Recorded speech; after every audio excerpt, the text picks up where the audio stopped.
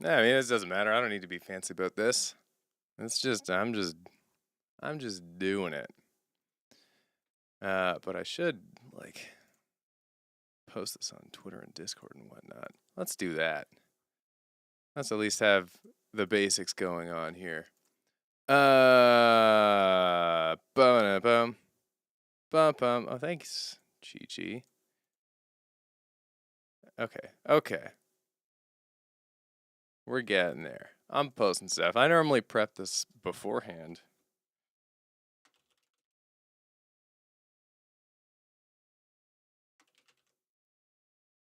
Okay, we're getting there. We're doing it.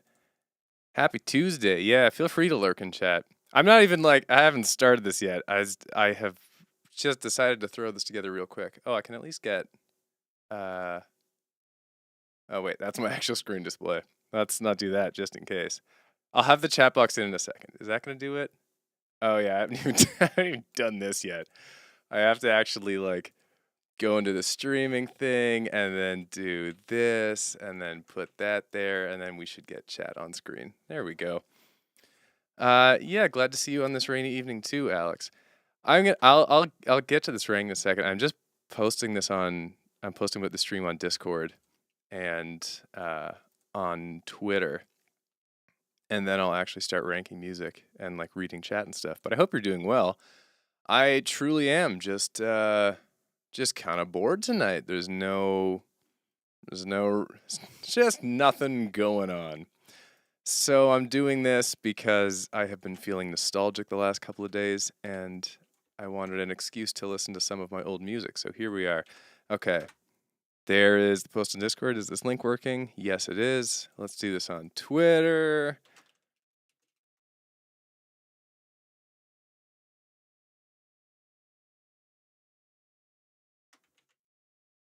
Here we go. It's out on Twitter. I think. Yes. Okay. Okay. Let's get this thing on the road here. Let's figure this out. How am I gonna sort these screens? That's the situation. Do I need to? Oh, I also need to do that here, don't I? Or do I? Oh, I just have my orders messed up. There we go. How am I gonna do this? I need like 3 screens to do this, really. Well, I guess I'll just actually leave that. Let's make just sure this audio is working. Uh, yeah, that's going. Cool. Okay. Okay. Here we are. Probably. Yeah. Hello. Okay. Now I'm reading chat and hanging out. Now I'm here. My day was pretty good, Dash Collector. Thank you for asking. It's kind of light. The clients I'm working for, composing stuff. Both of them are like we're not gonna be able to get back to you until like Wednesday. So I was kind of just chilling today, and I did very little. But I went for a nice walk, and I had basically that. Basically, that is what went on. I went on a nice walk. That's essentially what I did this day. Okay, so ranking my music. I've done so much music, and it's not something I'm going to begin to try and do. Trying to sort everything. So, what I'm going to do tonight is I want to just go through my 9 main original albums, which are all on Bandcamp, and most actually they're all on Spotify now. So this is not dubs or like covers or any of my soundtracks. We're just going with the 9 original albums. Otherwise, I would be here for billions of years.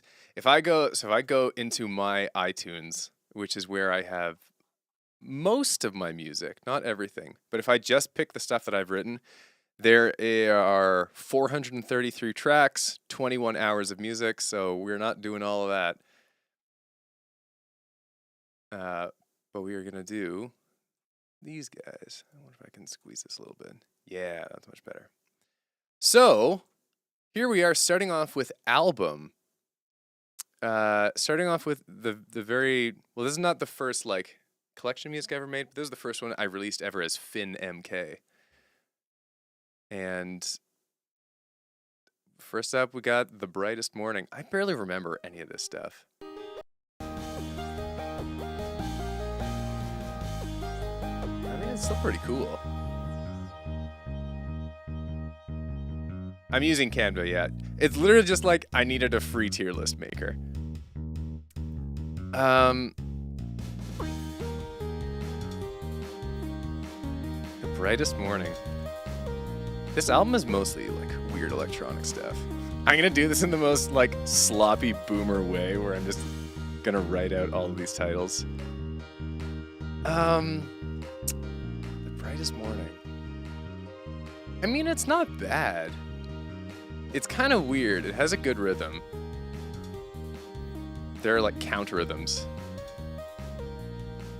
I'm remembering something about this where it's like in 15/16 or something. It's kind of weirdly a Christmassy thing. I'm not going to include songs from Crimsonics. I have so much music that I just need to sort it into little bits and bobs. You definitely do hear a synth bass, Jordan. Like this is all of this early stuff is just all electronic digital instruments because it's all I had access to. It's not terrible. I don't hate it. How do I even move text once I've done this? God. This is like the most... I don't need to... Oh, okay, cool. I wanna... Actually... Well, we're starting an album. It's like a C+. I'm gonna put it in C. Man, I'm gonna run out of room so fast. Putting that in C. Move on to Run and Jump, which is one of my first ever songs to have lyrics. The stream is gonna be like irrelevant for most people until we get to the latest albums, but we're still doing it. That's young Finn singing. He's so small.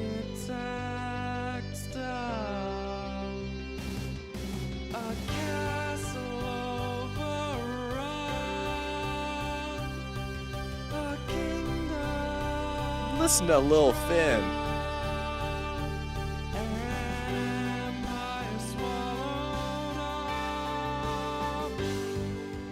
What a trip. I was 12, maybe?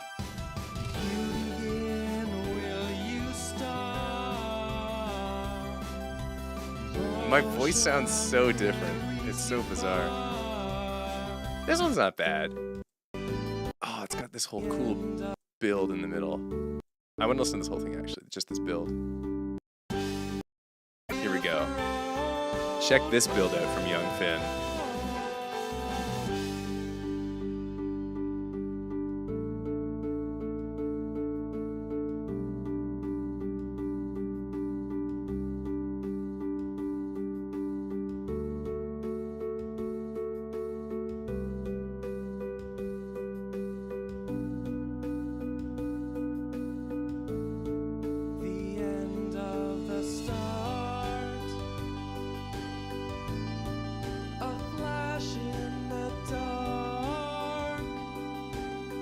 I mean, that's pretty good for, like, I think I was probably older than 12. I think I was 14. And it keeps going. That's a solid B tier song. That is not bad. On Our Way featuring the Canterbury Crew. So this I did for a school project in high school. It was for my English class, and we were studying the Canterbury Tales. And we had to do like some kind of report on the Canterbury Tales. So me and my two friends in the Canterbury Crew, that was us. We made this whole song about 3 of the Canterbury Tales. I can't remember anything about them. They were like, it was like the Jester's Tale and something. This is like my first rap song ever. Listen to this quality. Begins. Oh yeah, it's my friend Nick. Fires are lives, more disgusting than mice. My story begins with such a creature. We travel door to door, a begging preacher. We had a whole video for this too. Oh, that's funny. Let's go to my verse. Or what good goes around.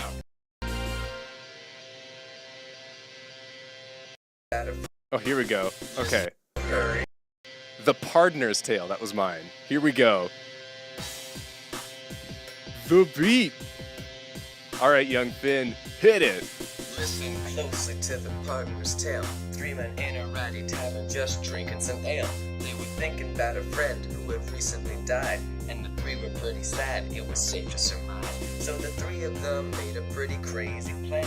For death they would search all over the land. When they found him, they'd kill him, the terror would pass, and no one could die, they'd be free at last.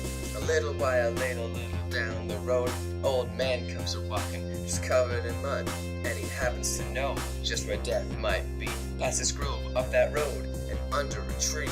When the 3 men arrived, it wasn't death they found, was a sack of gold coins, maybe half a pound. Suddenly, killing death didn't seem so grand. Their new goal was to be richest in all the land. But they knew if they took the gold in broad daylight, they'd look like thieves, maybe start a fight. So they all agreed to wait for their pay. Under cover of night, they would steal it away.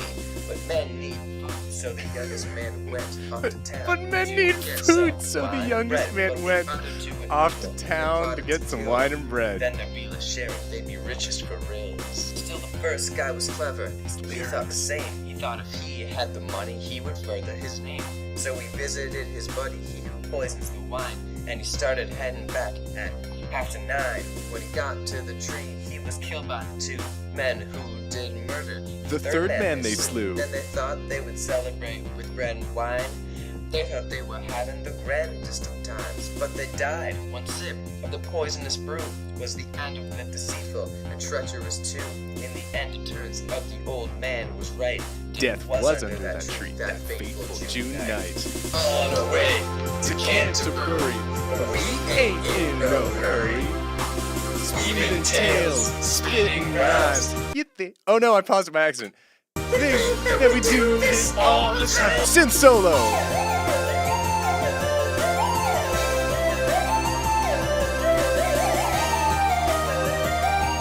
What a good time. Still, like, not actually that great of a song.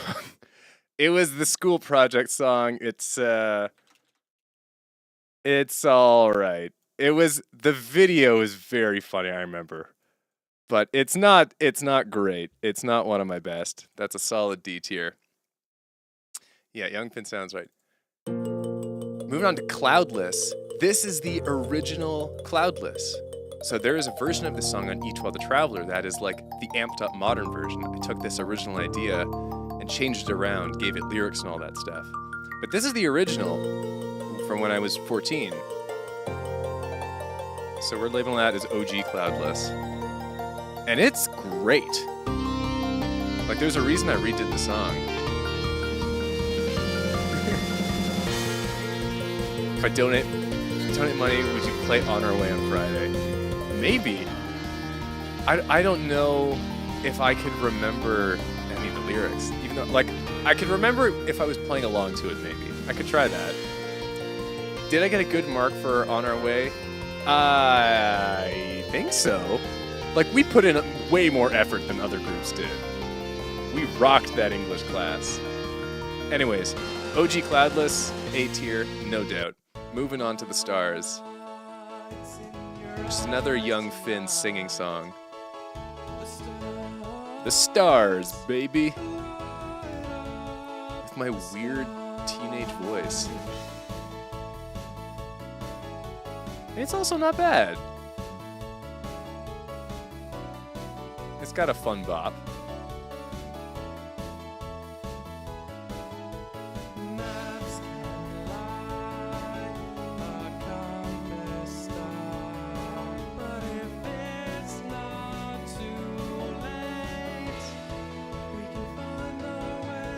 Actually, yeah, this idea is great. Oh man, like, listen to this part. I remember. Hold on. Check this mess out. Coming back in from the bridge.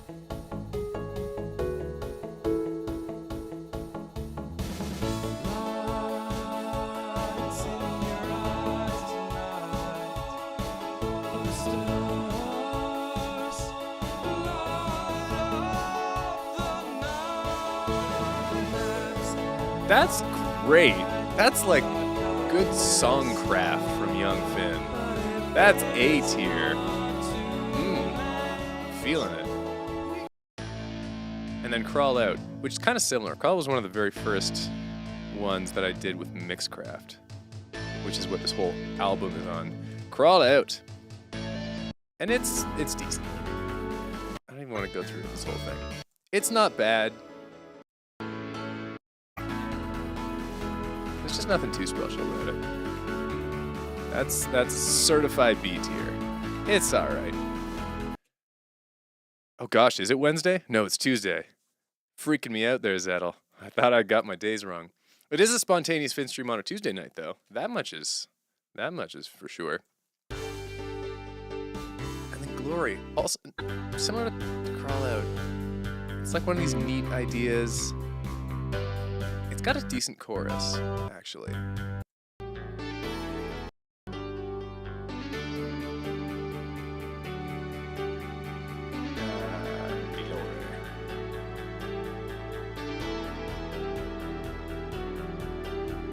I have so many.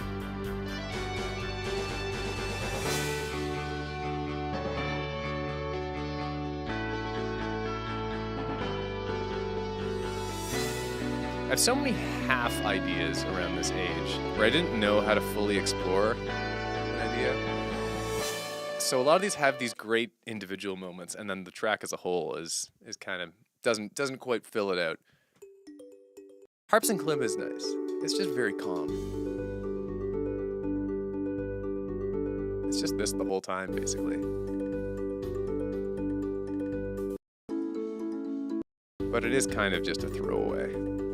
It's literally called Harps and Kalimba. So, you know, maybe not a lot of effort went into that. I think I just kind of wanted to do an ambient song. Whatever. Suddenly. So Suddenly, this is a song that I have never like played live, or talked about ever really. I've talked about some of the others, like Cloudless, you know, and Each Other Traveler. I've talked about them, but Suddenly is so good. The core idea is totally rad. Like check this mess out. When it hits, when it comes in, you'll know. Here we go.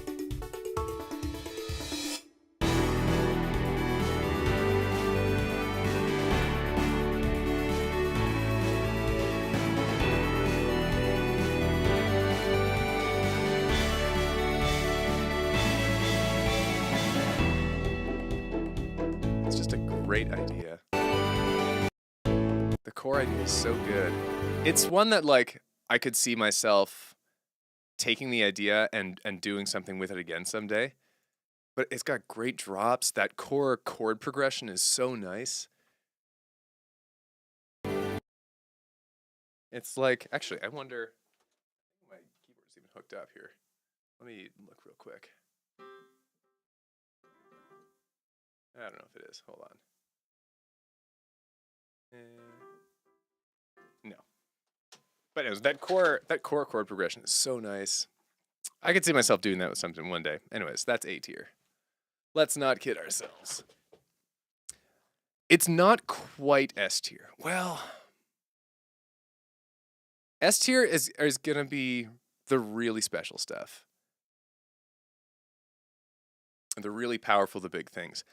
Like this next one. Gay Mach. Gay Mach, undoubtedly S tier for multiple reasons. It's this 7-minute track, and it's just the same 3 chords over and over again. But it's so powerful, and it builds up for 7 minutes with wild instruments and stuff.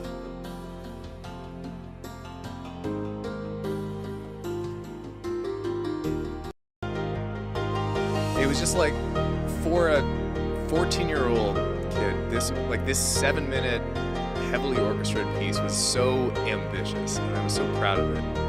And it was the first piece of music that really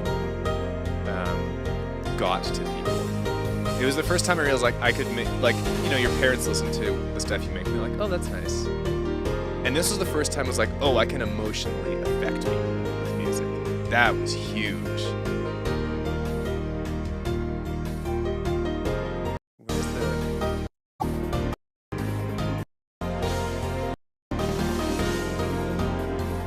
So like this the big end finale, which is coming up, I think, at the end of this rotation.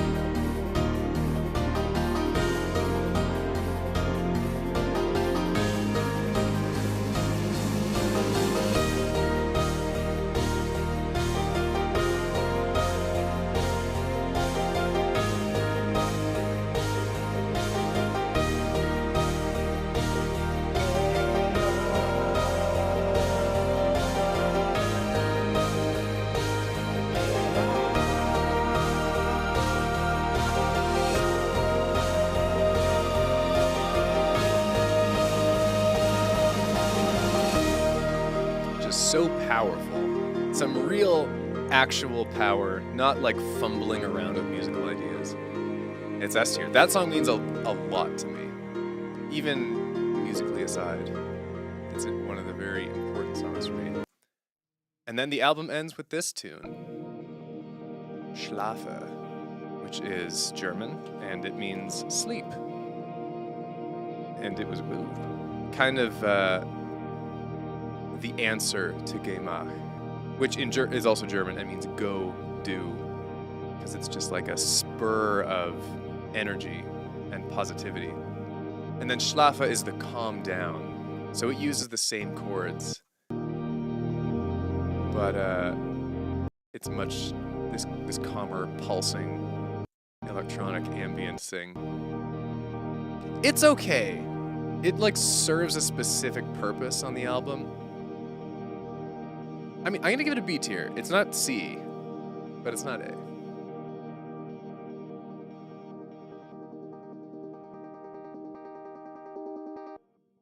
Cool.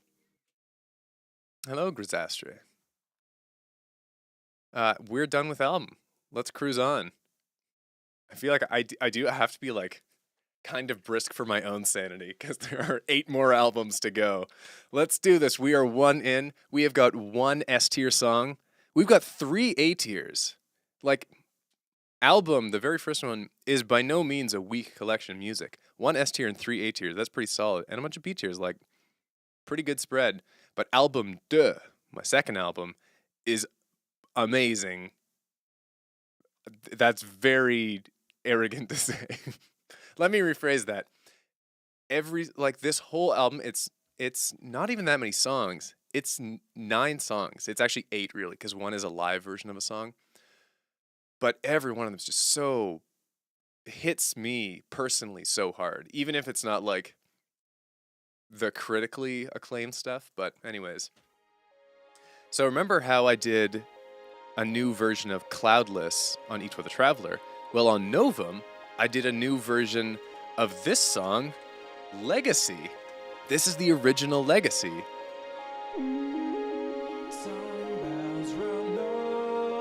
With young Finn doing his thing.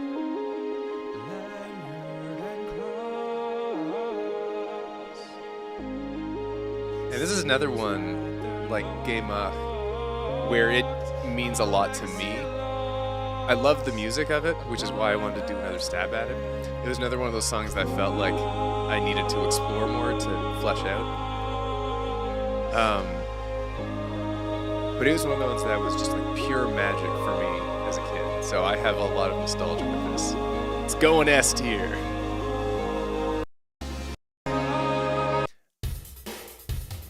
This is one that has never gotten like a lot of airplay anywhere. It's called the Volcano Break. It's just more this intense electronic song. It's pretty good. It's nothing mind-blowing. It's just got a lot of stuff going on. It's like significantly more complex than the last album was. There's just a lot of stuff layered in going on. So this stuff is like late high school for me. This is like 15 to 16-year-old thing. Starting to get into deeper orchestrations. And just stacking every possible instrument together. Anyways, that's B tier. Oh, this is gonna run out of room.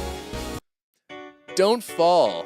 This song is called Don't Fall. It was recorded with my friend Alex T. Laurie. And I've actually played this one on late night piano.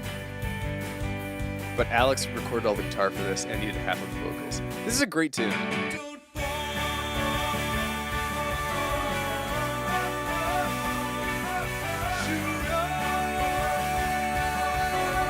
And I'm getting more confident vocals here too.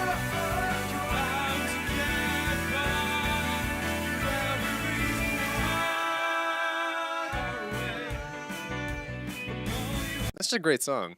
A tier. Bang, bang, boom.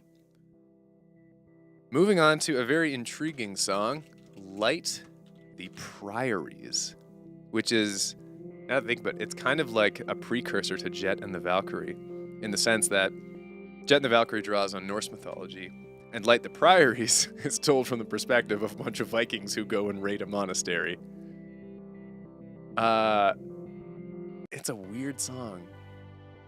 It's got like this whole 1 minute synth intro, and then these vocals and strings come in. A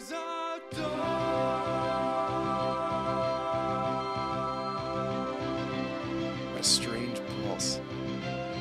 Hello, some guy. Hello, Just Thomas. We're not doing every piece of my music because that would take. I ballpark at having written between 700 and 1,000 pieces of music, between like all of my YouTube, all of my composing, all of my personal songs. So we're just doing my 9 core primary albums of original music. So no dubs, none of the videos, no compositions and scores. We're just doing the OG stuff. And this is Light the Priories, and it's pretty neat. My mom really loves this one. It's kind of got neat. I can't quite give it A tier. Doesn't really get it, but I'll give it B tier. In order to orchestrate, though, this one is intriguing. I have no idea what the title means. Could not begin to tell you, but the music is very intriguing and kind of powerful.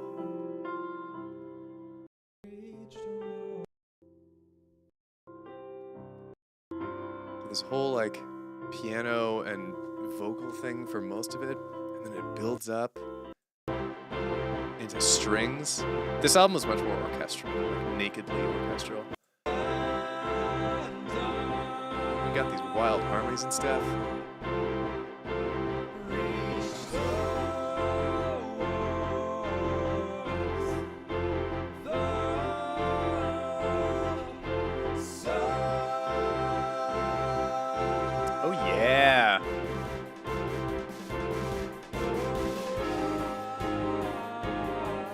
Such a cool piece, and one that was like uses minor chords and accidentals.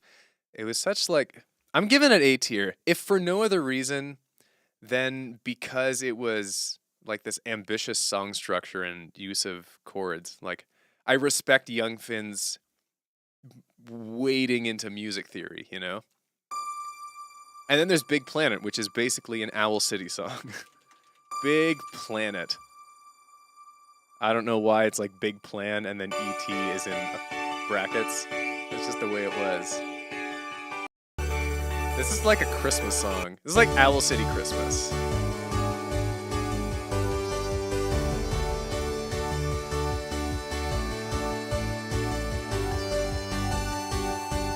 B tier.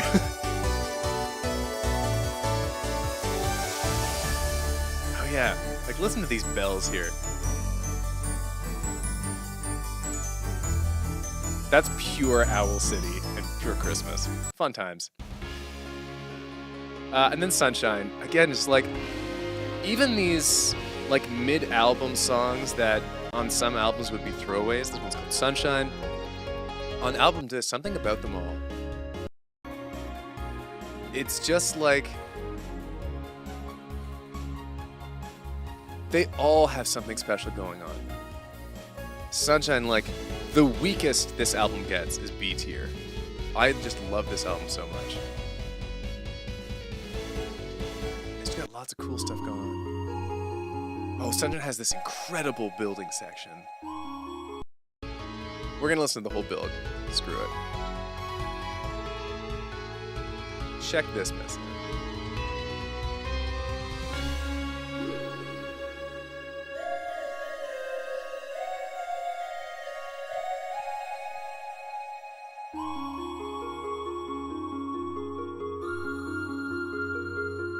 I love this album. It has such a weird mix of orchestral instruments and synth, and it has its own character. It's such a cool blend.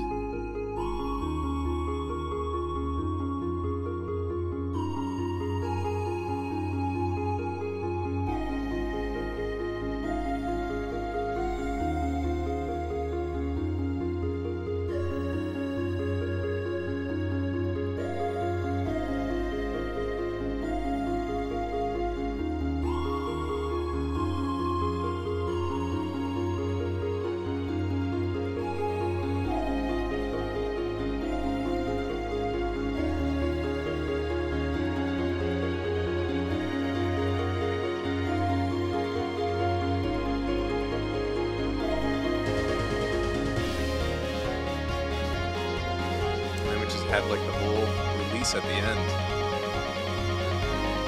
This is like, and these songs are like the throwaways of album 2. It's so good. Oh, we're all at the end. Let's hear the end.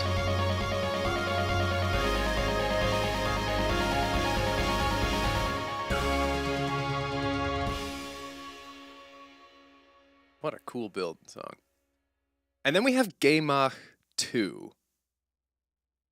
Which was me taking another attempt at Gemach for whatever reason. And there's a bit more going on. And I just can't respect it because it's derivative. I don't know why I wanted to take another attempt at Gemach so soon after making it. There's not even that much difference. I'm sorry, you're going into C tier. And C tier is only because it's Gemach, which is an incredible, meaningful piece to me. But check this mess out. The last song on album 2 is Gemach live at my high school theater. So me and 5 friends, I got together for our high school talent show, and we did a live version of Gemach.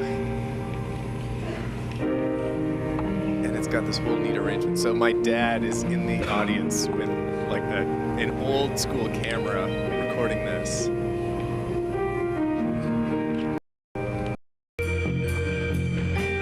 So we had like piano, I was on piano vocals, guitar, drums, bass, and we had a guy on tubular bells and then xylophone.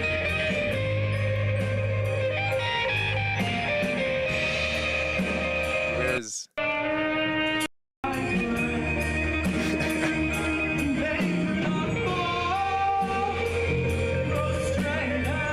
There's Finn. So this is I remember. Oh no, wait.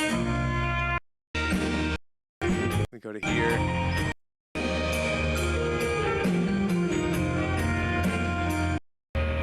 So here, our guy on drums, Giacomo, got up and took his shirt off and threw it into the audience. And then we take it up a notch.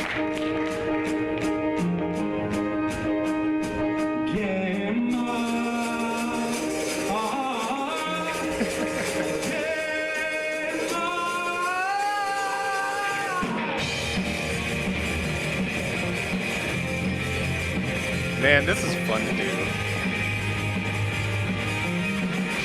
We just went totally nuts.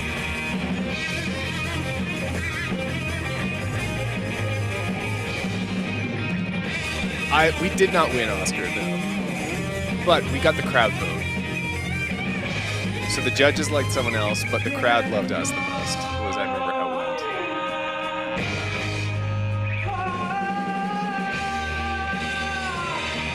I'm giving that B tier, and it's only because, like, I think my memory of performing that is better than the actual, like, arrangement and song was. But that's album so good. Nothing less than B tier. Unreal. Moving on to album Dritta. My voice did sound very different then.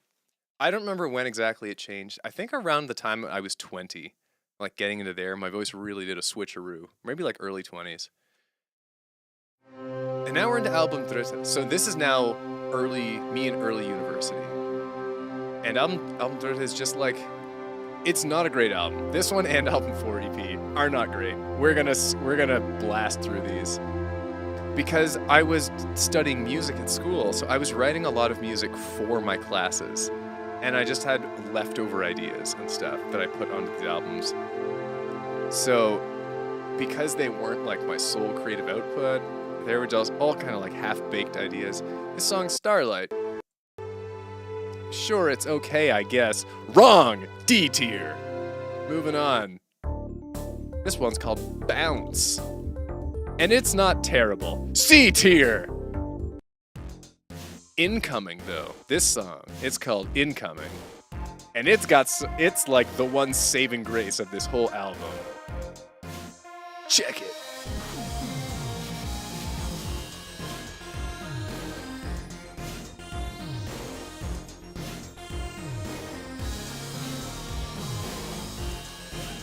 It's cool.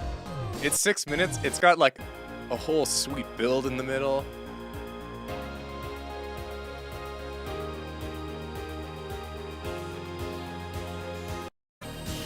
Cool outro section.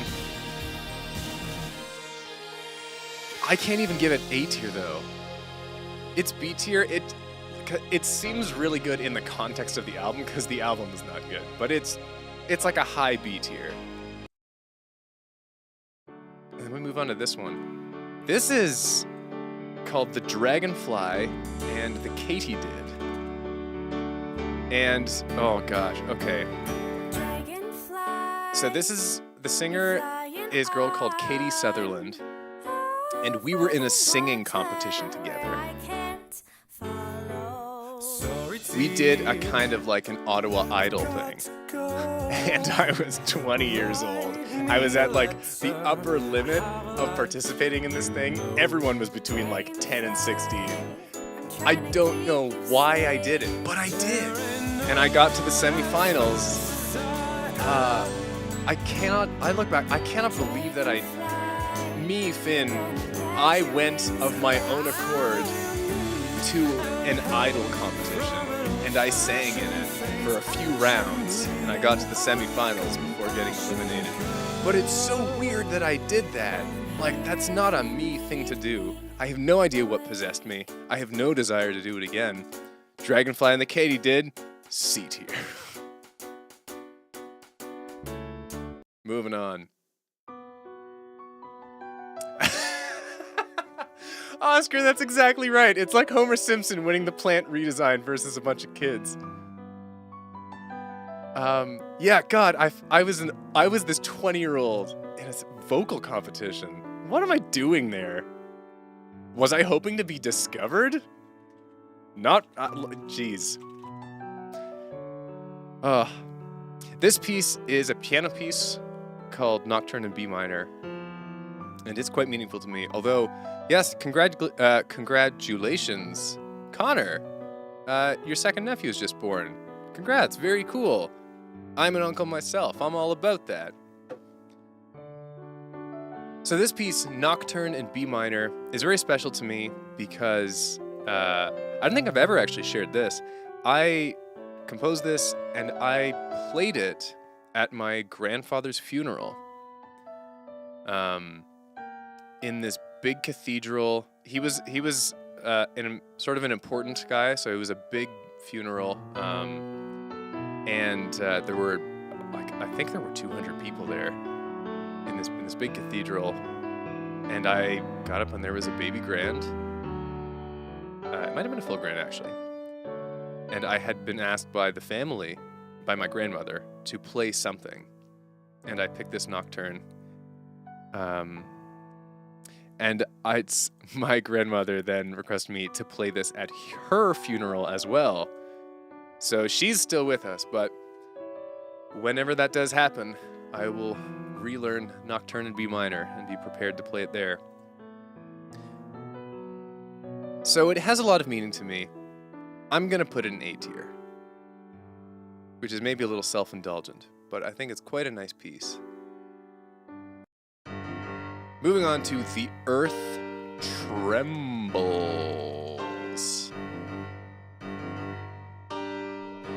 Yep.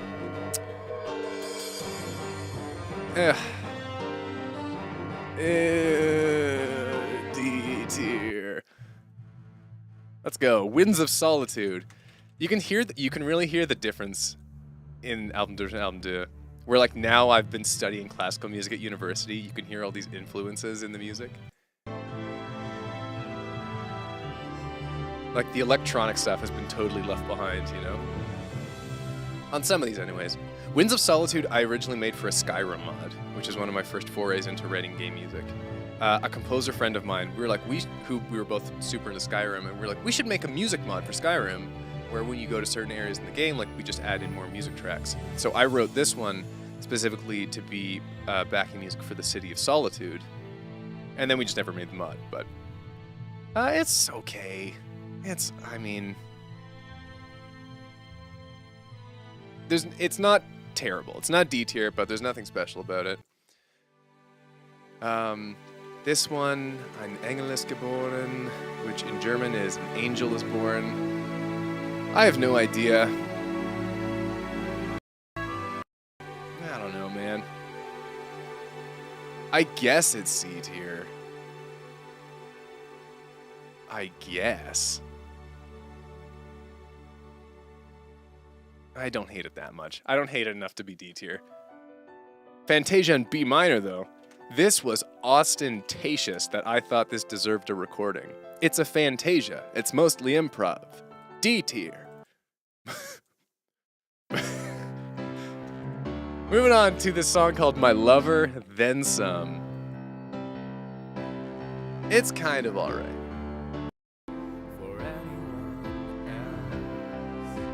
I had no idea. I remember doing the production for this, and I was like, I have no idea what I'm going for. Is it orchestral? Is it a rock song? No idea. And I literally, I just didn't write any more lyrics. I wrote the first verse and the chorus, and I wrote nothing more. So everything else here is instrumental. I just gave up on it. It has kind of this cool build, though. I love builds. I'll give it C tier for this moment.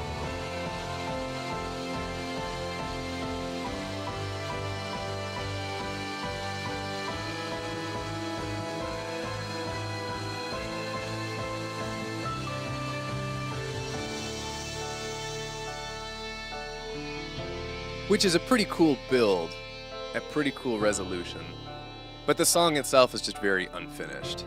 I think it could have been something. But it wasn't. Anyways. This next one is super electronic. It's called Darkwave. It's got kind of a neat drop.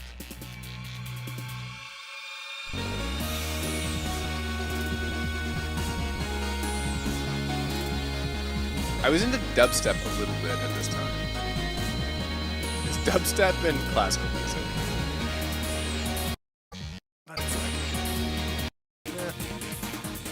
here's what it is. I'm sneaking you in there into C tier. In Love and Life Will Wait is actually quite nice. I forgot about this one. In Love, in Life Will Wait. It is this orchestral piece. It's pretty nice. I can't give it B tier. It's not that good. And then into Space Face. Space Face, I remember. So by this time, I was starting to write music for little video games, and like I'd write like a little Flash game online who needed music. And this was a rejected track, I remember, from a game. I don't remember what the game was anymore. Yeah, I mean, it's like, it's not... I don't know. It's just not even special enough to be C tier. I don't hate it that much, but whatever. Baltimore.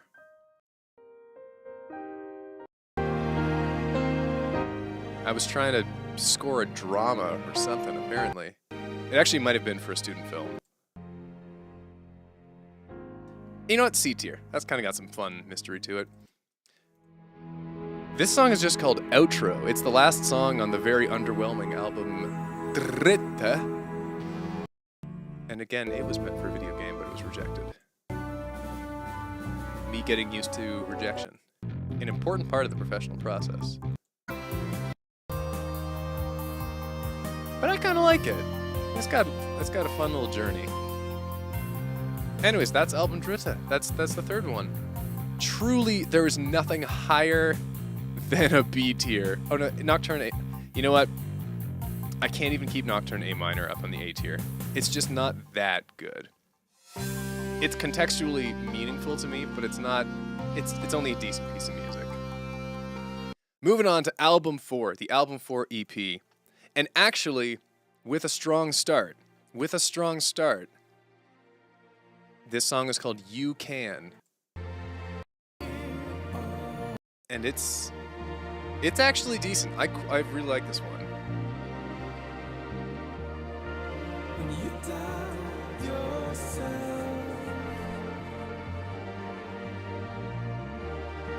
when you write it all,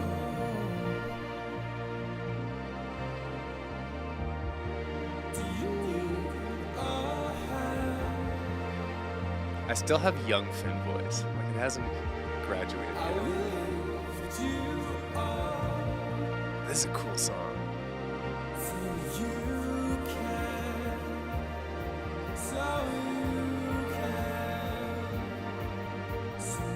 The problem with this, it starts out so good, but it doesn't finish. I couldn't figure out an ending. It kind of wheedles away, which unfortunately brings it down to B tier. It's an A tier idea, but the execution is not, which is so unfortunate. Oh well. Moving on to this strange little tune called Painting on the Wall of the House. It's 1.5 minutes long, it's deeply unfinished. It's not the worst, but it's so C tier. Through the Atmosphere. Oh man, okay, so at this time, this is now my later university years, and I'm doing an internship at a recording studio, and one of the things I was doing there was composing tracks to be sold on royalty-free music websites. So this one, there's a few of them on album 4 where they're just like soulless corporate things, and I'm giving them all D tiers. Through the Atmosphere, this one is even worse. It's called Build a Dream. Good God. You're going right to D tier. Build a D-ream. I don't even want to listen to you. Another Fantasia, this time in B-flat major, and I remember I like it less than the first Fantasia I recorded. D tier.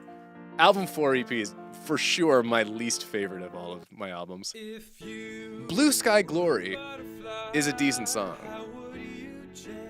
Again, like this time in my life, I'm just spending my creative energy doing school and doing some composing for clients, so there's not a lot on this album that's like, I'm putting my whole ball into it. Don't know why I chose that phrasing. But Blue Sky Glory I did, and I've played that a couple times. That's a solid B tier.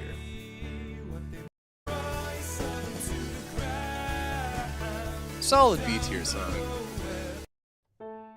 This one again, Calligrapher, is just another one of those corporate songs I recorded. I did get to record it on a nice grand piano.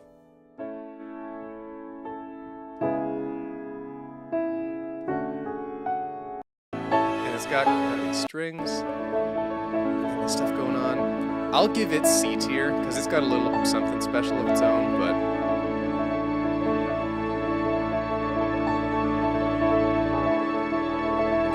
nice. Which is quite nice. But it's still just, it was made for corporations. This song, we're going to listen to the whole thing because it's only 30 seconds long. It is called, my friends, Dodgebots Are Programmed to Dodge. And this is a theme song I made for my dodgeball team. Let's go. 5, 4, 3, 2, 1. Dodgebots are programmed to dodge.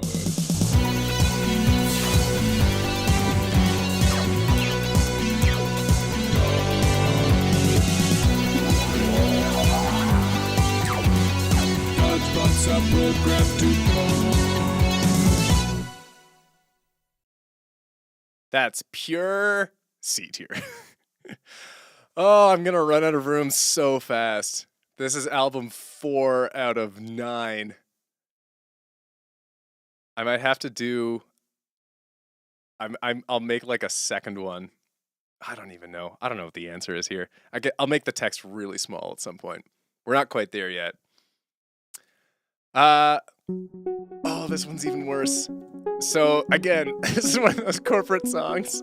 I think at some point I started to get bitter about it. You know what the name of this one is? Corporate Imaginator. Here at Business Corp, our client base is something that we synergize for. Our strategies are global and far-reaching. We lick ourselves in the office when no one's looking, and we work for you. Good God. Hard D tier. Some of your colors. Some of your colors. That's exactly right, Gems for. The ball I didn't put into those other songs was a dodgeball. Yeah, Corporate Imaginator absolutely has a smug corporate aura. It is not okay. Some of Your Colors, on the total flip side, is quite a meaningful song. I wrote this, I briefly had a relationship where the woman and I did not, we were so incompatible. Like, we had nothing in common, no like common interests or values. We worked together. It was a workplace relationship at a catering company that I worked for. But we still liked each other. So I wrote a song because it was a very weird thing to live through. And I really like this. It's just very simple and heartfelt. It's going to be. But that is all of album 4.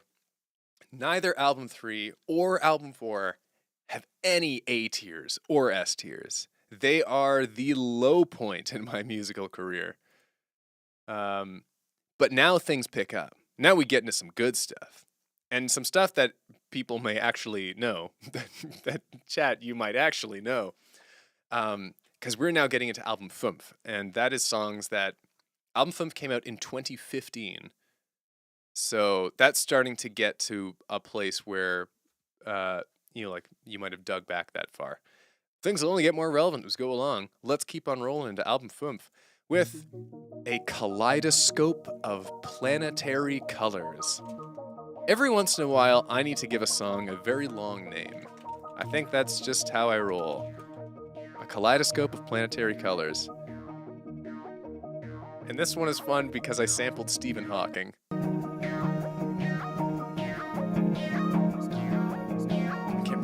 I know it's around here somewhere.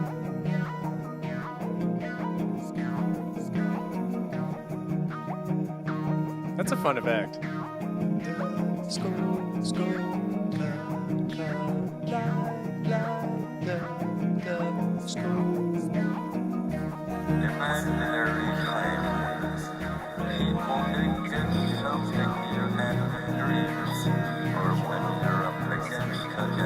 Well, the drop in this is huge.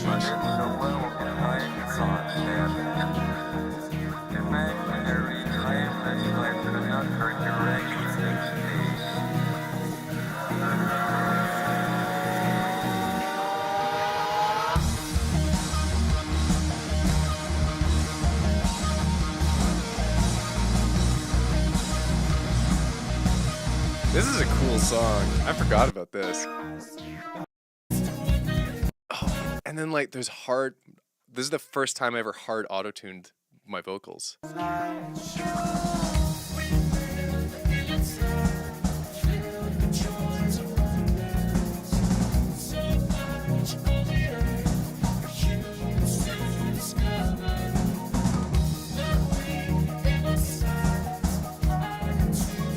That's B tier. That's B tier for sure. Just a solid tune. It's a high B tier, honestly. And then I Need a Kick. Let's turn that down a bit. I did not really know about mastering stuff good at this point. But I Need a Kick is very fun. It's just a happy electronic time. It's B tier. Fun time. It's nothing crazy, but...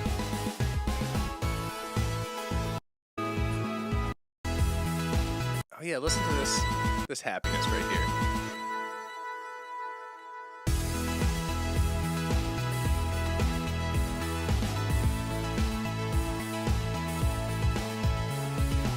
Good times.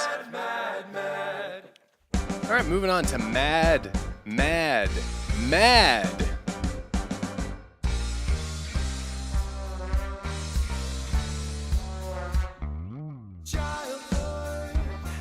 This is the first time I used a trombone in a song, I think.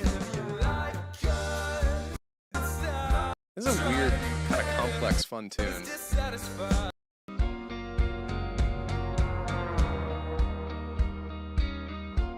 I mean, yeah, it's kind of neat.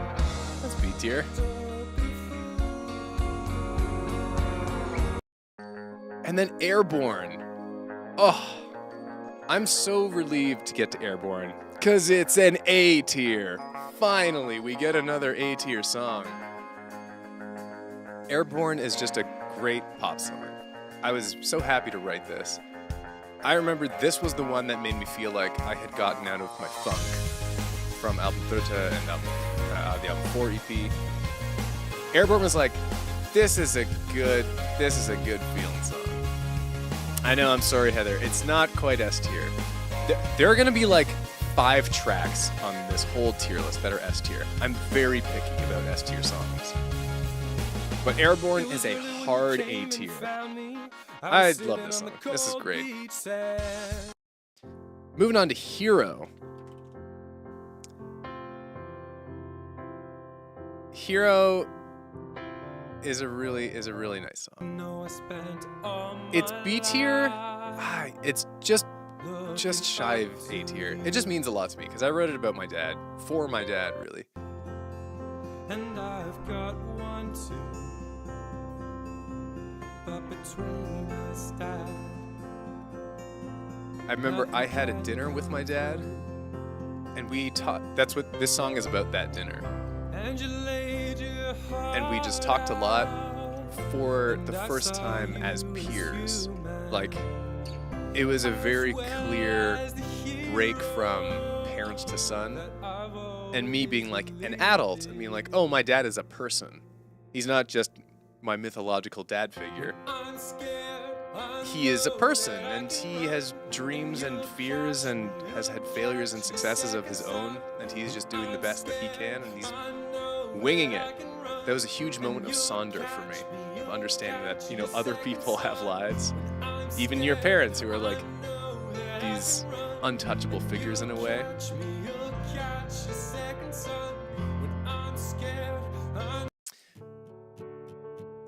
Okay, well, you guys want to know about S tier songs.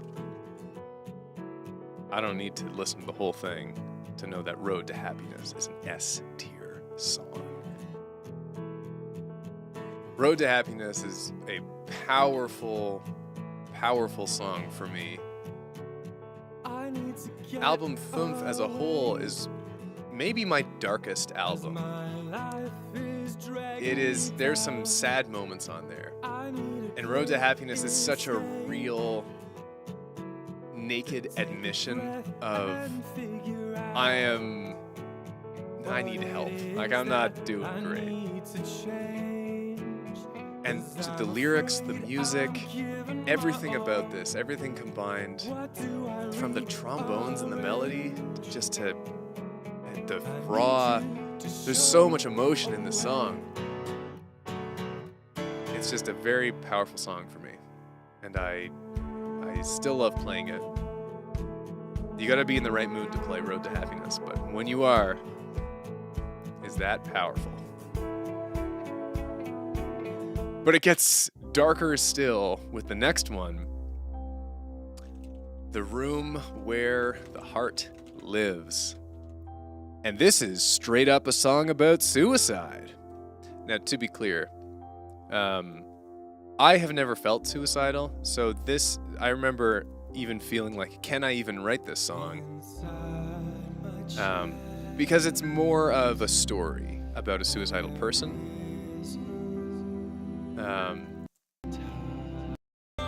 And it's one of those ones I like, it's got weird structure. I quite like it. This whole pulse into the end of the song, the end section, is really something.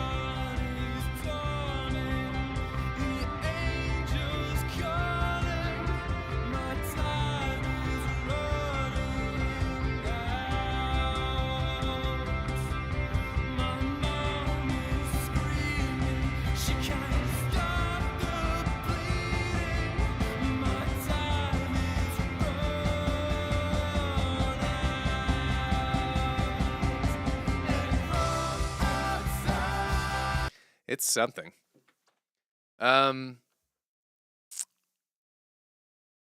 It's like it's B plus. It's not quite A. It's not quite A. But this one is. This like the album ends so dark. Like Road to Happiness is a pretty dark song, and then The Room Where the Heart Lives is like, oh, this is really dark. But it's not about Finn. And then this song, the 8-minute long triple song, What a Beautiful Life, Happiness is Here, Worth, is also really dark, and it's about Finn. What a journey this one is, and it's definitely an A-tier song. It's probably not an A-tier song for many people. It's kind of weird. It's got, this positivity in the first, in What a Beautiful Life, and then it gets weirder in Happiness is Here, and then Worth is really pretty dark. This has to be beautiful. A lot of album funk is just this naked, desperate emotion. What a beautiful life. My dreams are alive. This has to be beautiful. Beautiful.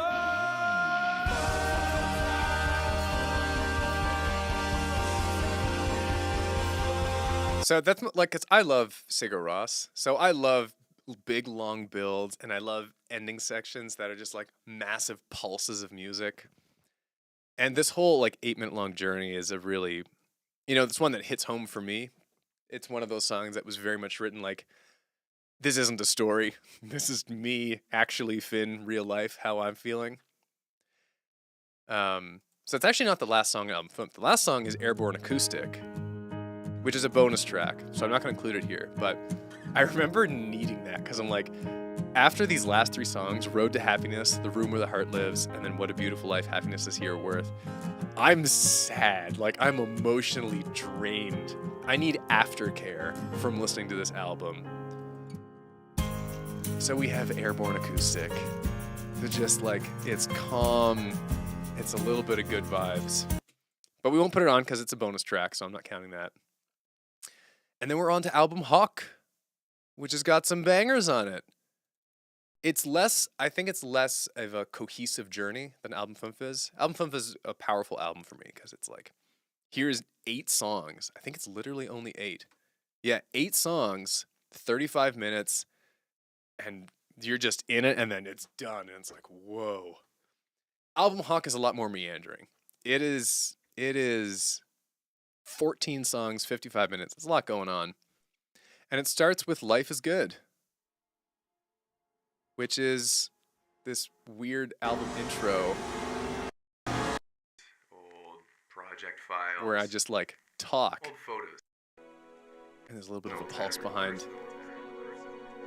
But I look around, and every time so far, I've thought to myself,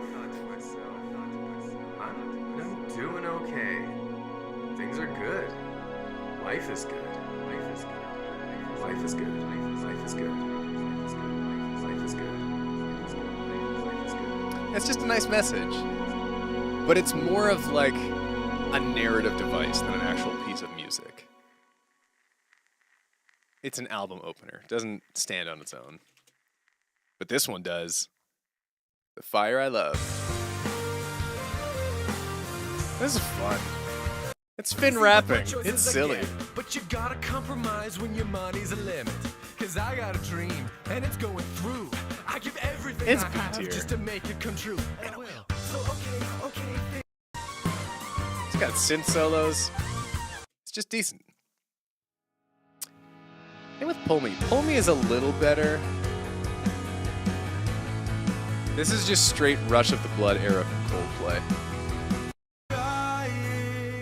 Like, I like this song. The problem is that there's not a lot that is unique about it. I feel like its story has been told before, musically and narratively. So it's got to be B tier, unfortunately. Hard to take in All That I've Got. That one's more unique for sure. And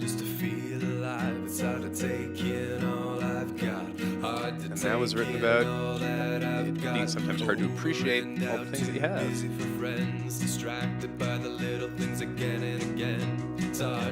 Hard taking All That I Got A tier. Really, you think so? It might be deeply underrated.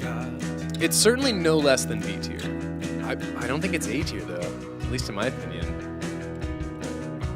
I'm really running out of space in the old B tier.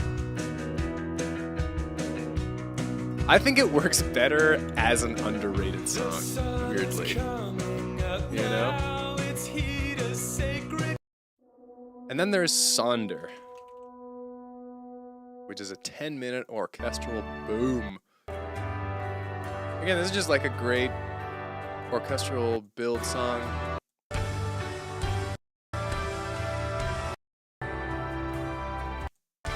But I think I've just done that too much at this point. So like, there's nothing wrong with this song, but in the context of me having made similar songs, you know, like this is, you know, take this on its own. It's like, what a powerful build, a piece of music. But I gotta give it C tier. That's just, it has not stuck with me over the years.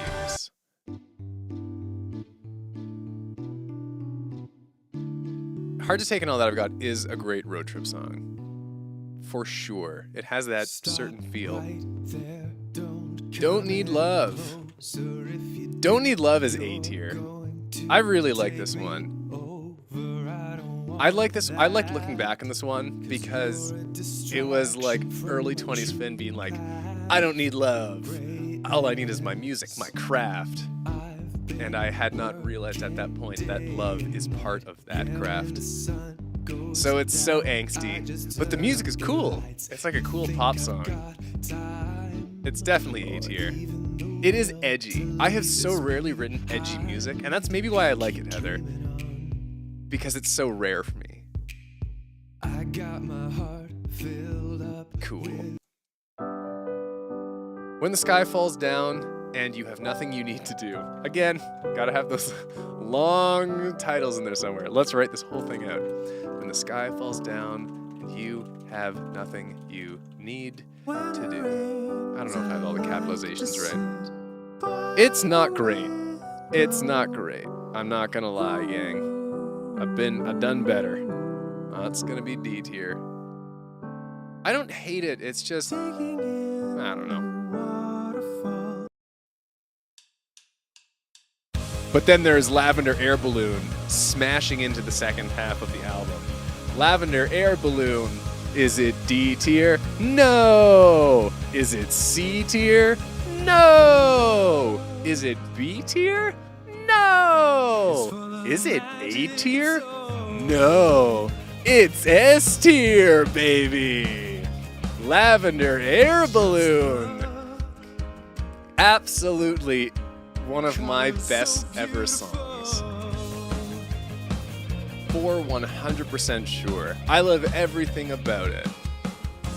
You feel so good listening to it. It's fun to dance to. It's fun to sing along to. It's fun to like be all up in your feels and just like blast it to feel good. It serves every purpose.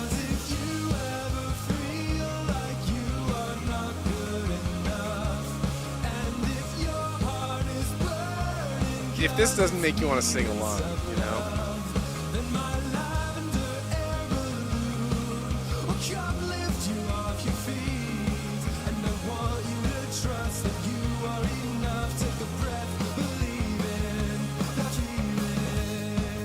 So good. Fun to sing along. Yeah, fun to cover. That's absolutely right, Oscar. But we're on to the Afterlust, which I quite like too. It's just like a good song. There's no two ways about it. Okay. I think we're gonna listen to the Afterlust a little bit, because I need to reduce some of the sizes here to squeeze more in.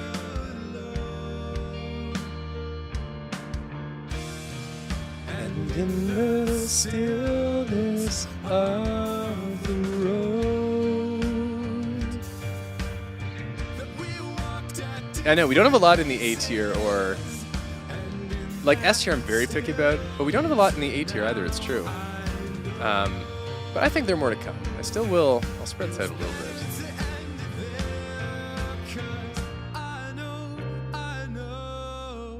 This was the right decision. I know that. I know we're better off apart. I know that, but it still hurts. This one's written about a breakup. Where like I knew we had to break up. It was pretty obvious. But it still sucked. Still sucked to do it. It was a hard breakup because it would have been easier to just stay together, but I knew it was not the best thing long term. It's the way it be sometimes. All right, we're clearing up so much space. So space efficient here.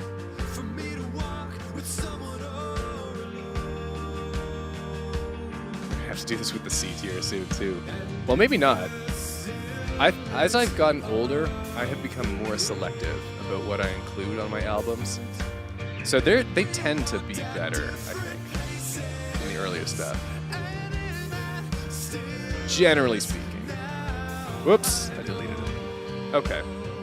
All right, later, Afterlust. Moving on to Oh Mama Hey, which is a very fun title. Oh Mama Hey, I wrote the song for my mother. Unfortunately, it is C tier. It's not personal. It just is. It's just a C tier song. Yep. That Feeling is a cool song. That Feeling is a neat song.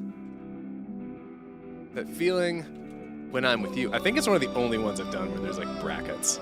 I never do that normally.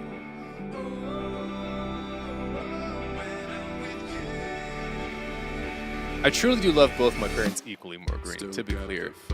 But I like Hero more than I like Oh Mama Hey. That Feeling is pure B tier. It's right smack dab in the middle, where it's decent. It's decent. It's not less. It's not more. Pure, unadulterated deuce. We Are Heroes. This is a high B tier.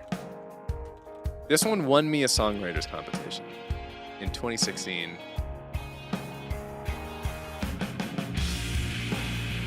I haven't played this one in a stream in a while. I should do that again. It's truly a B+. Truly a B+. I can't quite give it A tier. Tell me, brother, are you ever down? Invisible Magic. Invisible Magic. This is a very bizarre song. And there is a reason that I don't play it live. I think I played it live once or twice ever. With you. And it's because the time signatures are crazy in this one. And if you haven't noticed, it's because I worked very hard to hide them. It's a C tier song. It's not mind-blowing. But the time signatures are crazy. It goes like 5/4. It like swaps between 5/4 and 6/4, or like 3/4 at some points. It's just constantly switching. They're doing alternating time signatures, which is very cool.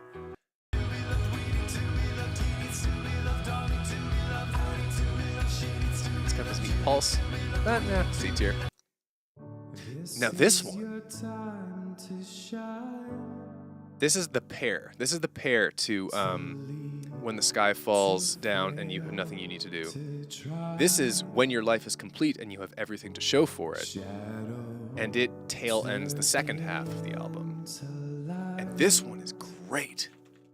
It's got something I love. I don't know exactly what it is. Everything to Show for It.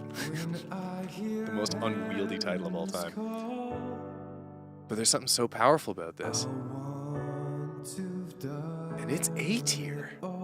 This little piano tune, for me, is A tier.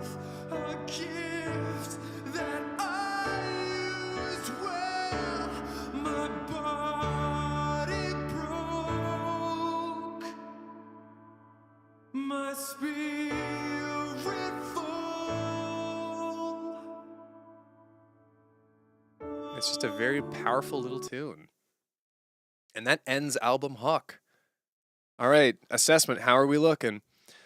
Yeah, I do have some follow-up boy-length song titles. It's fun to do sometimes. How are we looking here? We've got a lot in the B tier. We got a lot in C tier. It's fairly bell-shaped. In the coveted S tier, however, we only have 4 tracks so far. We have Gay Mach, which is from the very first album. We have Legacy, which the original Legacy, which is from album 2. We have Road to Happiness from album 5, and we have Lavender Air Balloon from album Hawk. And given the amount of songs that we have gone through here, that's an elite cadre. That is a rare place to get to. But the next song is an S tier song, and you're gonna know why as soon as you hear it. We are into Etoile the Traveler. Spirit of Adventure. Undoubtedly, unquestionably, S tier. So good, baby. One of my favorite songs of all time that I have written. It would be a deep insult for it to be anything less than S tier. And it means a lot to me for 2 big reasons. One is because it genuinely is an S tier song. Musically, nothing else. It's just awesome, awesome, awesome. But the other reason is that this was the first song that I released after getting popular on YouTube. And I was very nervous about it. Because I was like, I suddenly have a much bigger audience, and this is going to be the first piece of original music that most of them see. It's got to be so good. And I could not be happier that Spirit of Adventure was that song. Like, it lived up to the internal hype I had built up towards it, and everyone loved it. It was awesome. It was a great, great time for me as a musician. And even now, look, that song was released 6 years ago, but we all know it as soon as you hear it. As soon as you hear it up there. It's very uniformly high quality. I feel that same way, Heather. There's no part of it that's weak. It never dips in how good it is. It's good for all 3.5 minutes. It's just awesome. And the core idea, I've been able to do so many different versions of it in live streams. Just so great. And then we're up in Cloudless. So this is the new Cloudless. So this is Cloudless 2018. OG Cloudless would have been like 2008 maybe? Yeah, so like 10 years. Cloudless. So new Cloudless. It's a great tune. Like there's no kidding about it. But I would give it a B+. It's just shy of A for me. It's not like, and I think honestly the only reason I'm putting it in B with that B+ is because it's a reused idea. You know? Like Cloudless OG and Cloudless 2018 kind of share the spotlight. But it is a great song. Caldwell 39. When I made this, I had no idea of the impact that it would have, particularly on the live streams and in Late Night Piano. But when I released Each Other Traveler, the EP, Caldwell 39 was my least favorite song on it. And over time, it has grown to become my second favorite after Spirit of Adventure. It's 100% A-tier material. And part of that is because of audience response, honestly. Like, Caldwell 39 is the late night piano song, you know? Yeah, it's an L&P staple. When I think of late night piano, I think of Caldwell 39. It occupies a very special place in my heart now that goes beyond the music. And that's thanks to literally this. We're live streaming right now. It's literally to stuff like this that it means that much to me that it does. Moving on to Celestial. Celestial. What a rad time.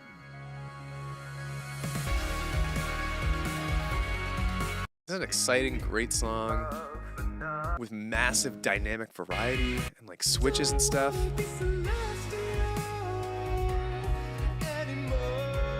Gosh. It's B+. It's so close to A. It's like just shy of A. I can't quite give it to it.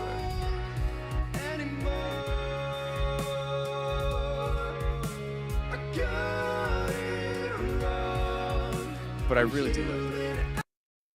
And then Earth, which is, without question, for me, A tier. Earth is so cool. What a cool song. The whole way through. The instrumentation is so space-coded, you know? This is like, I know it's a very space-pilled album, but like Earth in particular really feels like it gets space. It understands it.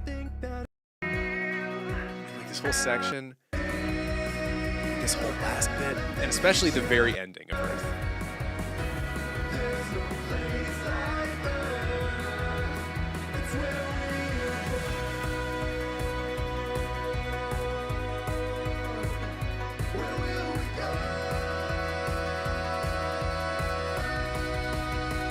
It's an S-tier ending of a song, and to an EP. Like, that's how you end an EP.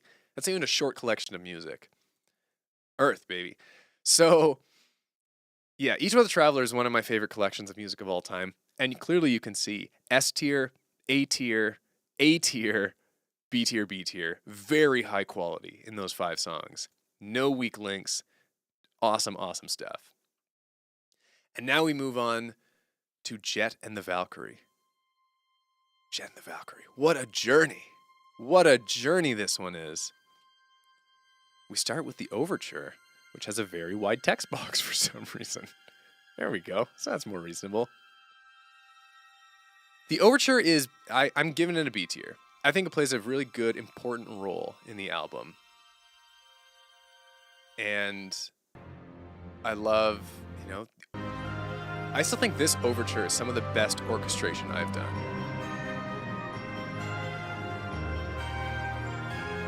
Pure, like, as far as classical music goes.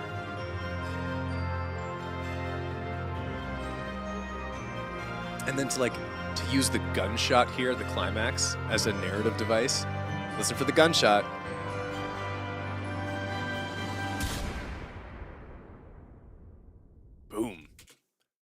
cool song. Valkyrie. Valkyrie, what a tune. It's one of those ones that has really grown on me over time. It grew a lot thanks to Late Night Piano, because it became, around before Jet and the Valkyries released, Valkyrie was a Late Night Piano staple. Before, people knew Jet and the Valkyrie was a thing. And the more I've listened to it, the more I'm like, this is one of those songs, like, what a mature song, Like, there's so much depth to explore to it. It doesn't present all of what it is in one listen. But it's not incomprehensible, it's still catchy and stuff. Let's just skip ahead to that, the famous Valkyrie yell. Here we go. Hit it, Finn.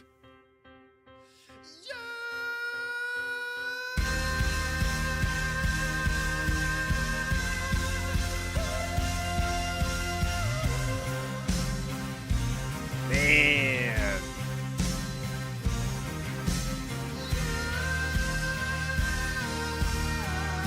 That is an A-tier song, baby. As is Chorus of the Einherjar. 2 A-tier songs back to back. That is how you kick into an album. Chorus of the Einherjar, I love this song, man. What a rad song. I had never done anything like this before. Like, it's hard rock and an ancient Norse choir. It's the mix of a lifetime.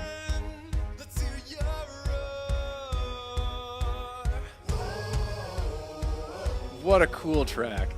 Of a lot of the music I've written, I'm very proud, of course, of the Einherjar for pulling this big production together in a satisfying way.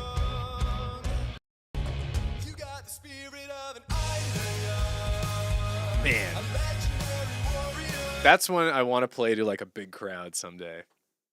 And all of us just doing the yells and everything. And then Pull You Down. Guys, 3 for frickin' 3. Pull You Down is an A-tier song. There it is.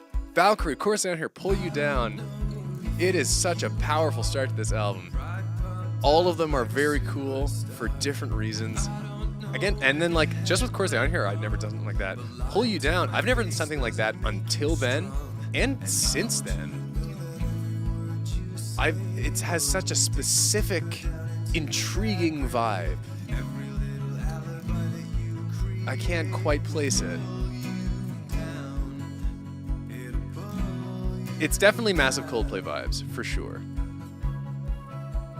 But man, like those 3 back to back, you love an album. So I'm so happy with Jet and the Valkyrie because like the big lead single was Blue and Green, but the whole album is full of these great songs. So like I love when an album can front load with some just back to back great tunes without needing to rely on like the big hit single to do that.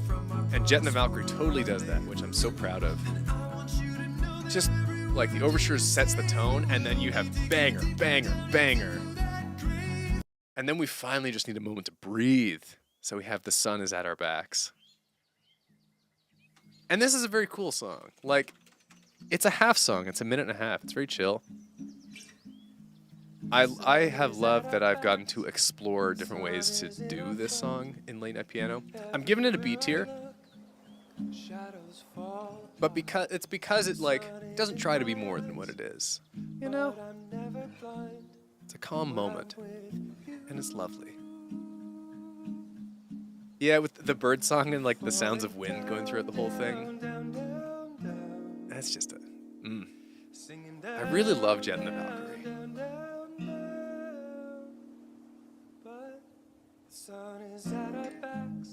And then we are into These Streets, which iconic piano riff, if I may be so bold. It's so like you immediately know what it is. Now These Streets is, I'm giving it B tier It's just like hello Panini. It might be an S tier piano riff. I believe that's true. I believe it's A tier, S tier piano riff. Oh god, that's such a cool vibe. The beat is so intriguing on this one. And I think this is gonna be A tier, or like, yeah, S tier for some people. For me, it's a B tier.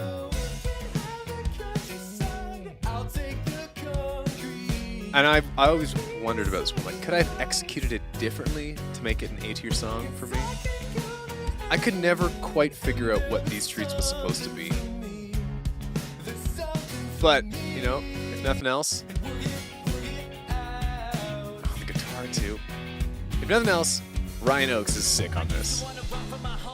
I took it to the West Coast and made it my home now. I had a lot of drive, never cried, never broke down. I took breaks, never crashed, I never slowed down. Nothing feels better to me than all the concrete surrounded by palm trees with the sun shining on me. The possibilities are always feeling so endless. Might be surrounded by pavement, but I was never so good. Cause I was so free, so searching for purpose, running from all of my doubts, smoking and lost in a circus downtown with no shirt, no shoes, getting service, forgetting all of my burdens, waiting behind all the curtains to get a chance just to go shine. Might take a couple L's, but I know I'll be fine. In love with the process, I've never been afraid to grind. I'ma keep on going till the city is mine, until the city is mine. Oh, So cool. What a cool dude. Moving on to You Can't Keep Your Heart Closed Forever.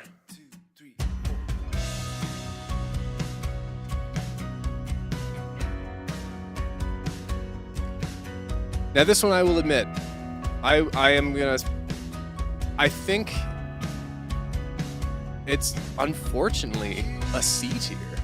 If there is one song that if you had like gun to my head, scrap a song from Jet and the Valkyrie, it would be You Can't Keep Your Heart Closed Forever. It's just like an okay idea for me. And it was a necessary part of the story, but it's just an okay song. Oust. Oh, I don't have my accented A. We'll just have to do that. Again, this one too. It's nice. It's also kind of like not entirely necessary. C tier. Cyan, though, as the lead-in to Blue and Green, it actually does a terrific job.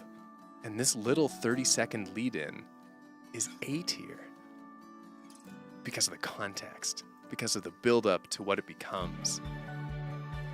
It is such an important part of how Blue and Green comes in. And ladies and gents, Blue and Green, I mean, you know what it is. S tier.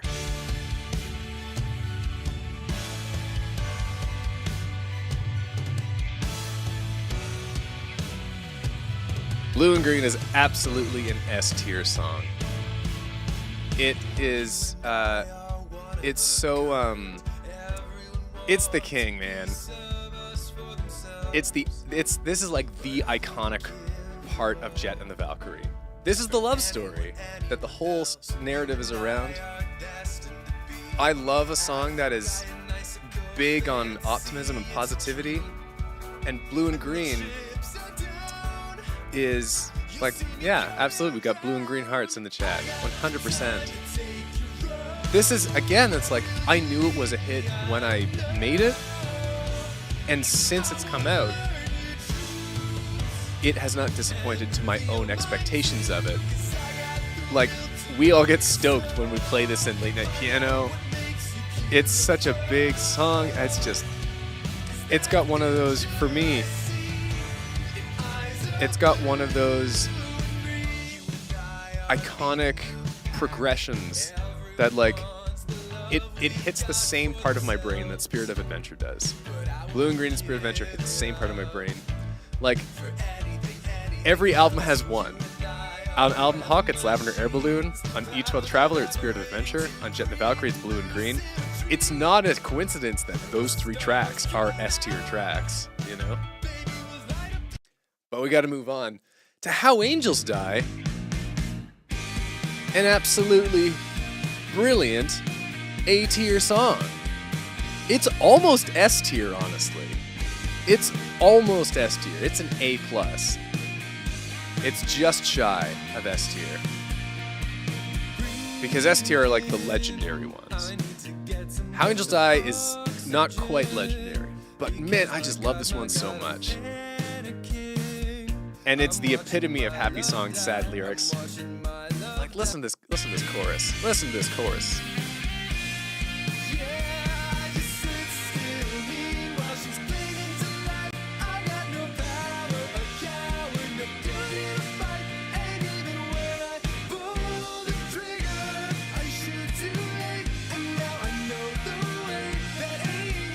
So good.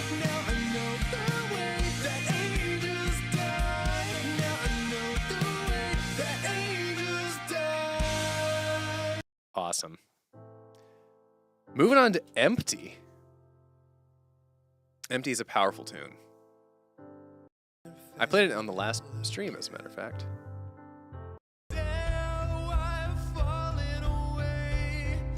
Empty is one that's, I'm gonna, perhaps surprisingly, put it only as B tier. But that's because I cannot decide on my relationship with it. Playing Empty is a very powerful experience to me. But for some reason, I don't get that same feeling when I just listen to it.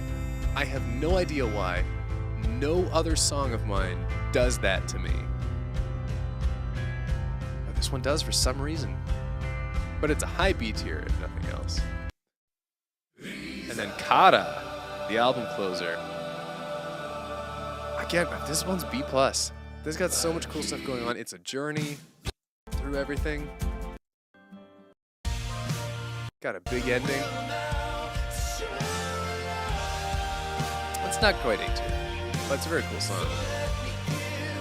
But that's the end of. Oh yeah, that's the start of Kara with the Nordic choir is pretty great.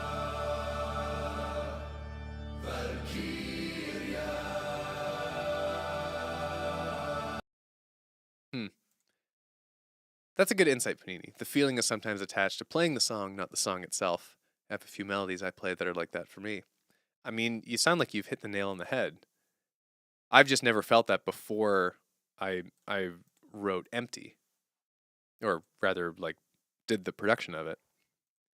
So that's the end of Jet and the Valkyrie. And what a roster. Blue and Green in the S tier. In the A tier, Chorus of the Iron Hero, Valkyrie, Pull You Down, Cyan, and How Angels Die. That is a strong track list. Jet and the Valkyrie is truly a great album that I'm so happy with, so proud of. And finally, we come to album number 9, the last and the latest album so far, Novum,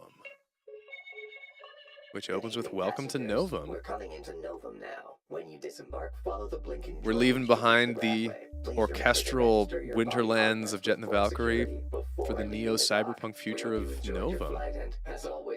Welcome to Novum. Welcome to Novum is B tier. It's so like no, Disassociate I don't consider an album really. It's a film that has music. That's my vibes about it. Yeah, I think Novum also felt super fresh to me, more great. It's like the answer to Jet and the Valkyrie, which is this darker, Jet and the Valkyrie is kind of a darker, more intense story. Novum is lighter. It's kind of more fun. It's more like a bunch of fun singles and little stories. So Welcome to Novum, such a good tone setter. Such a good tone setter. This is Novum. The kind of a little bit of retro, a little bit of synthwave. This bridge that is. I love the hard-tuned, the auto-tuned bridge here. I love this part. This part is A tier.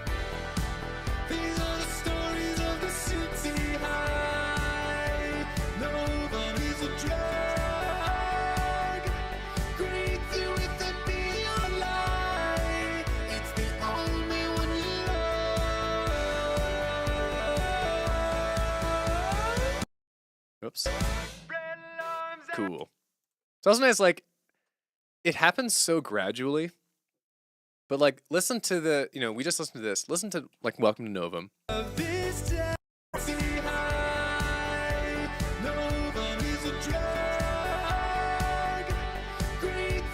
And compare the production value to a song from my first album.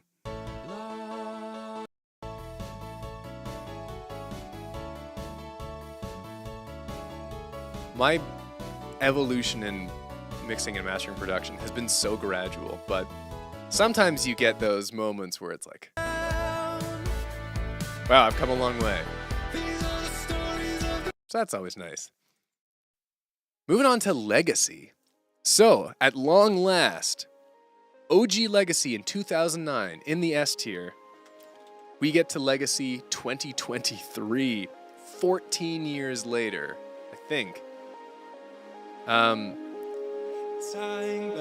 I have to do a similar thing where Cloudless OG was an A tier and the new Cloudless in B tier. Legacy is an A tier song.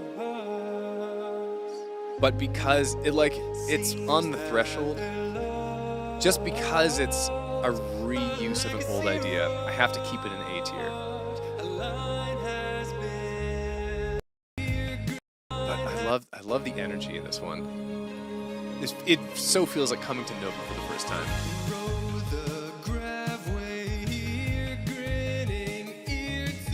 I mean, it's literally that, so that helps. And then Fight the Moon. Fight the Moon. A classic tune.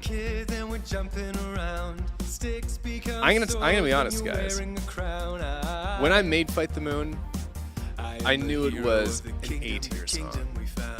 But over time, yeah, it's true. Legacy starts with that beat and then just crushes you. Very true. Fight the Moon started for me as an A tier song, just in the studio. But over time, how it's evolved, like in live streams, and what it means now, and like what we do with it, I'm going to put it in the S tier. I'm gonna put it in the low S tier, to be clear. I don't think it's up to Blue and Green and Spirit of Adventure in that power S tier, but I've got hopes for Fight the Moon, that it will become iconic in the same way. So it's the lowest, I think, with OG Legacy are kind of like the lowest ranking members in S tier. But they are in S tier. Like, it is, Heather, you've got it exactly right. There are some tracks that really get better over time and better with an audience to change your perception of it. Like how you guys respond to stuff like Cult of 39 and Blue and Green and Spirit Adventure and Fight the Moon changes how I feel about them. What a concept, right? So I got big hopes for Fight the Moon. Lucy Lemon. Lucy Lemon I have a complicated relationship with because I know it is like one of the big crowd favorites off of Novum. However, I had such a hard time doing the production for this. For a long time, I could not find a mix that I liked.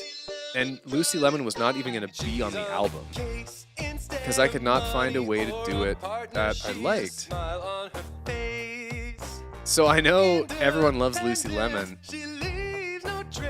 but I think my love of it is the live experience, you know?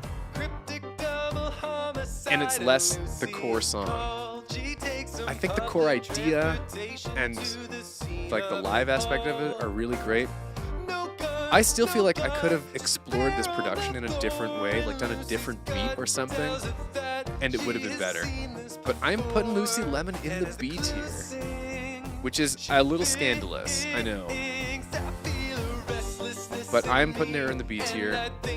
It's a high B. It's a B+. And it's one that's like heartbreaking.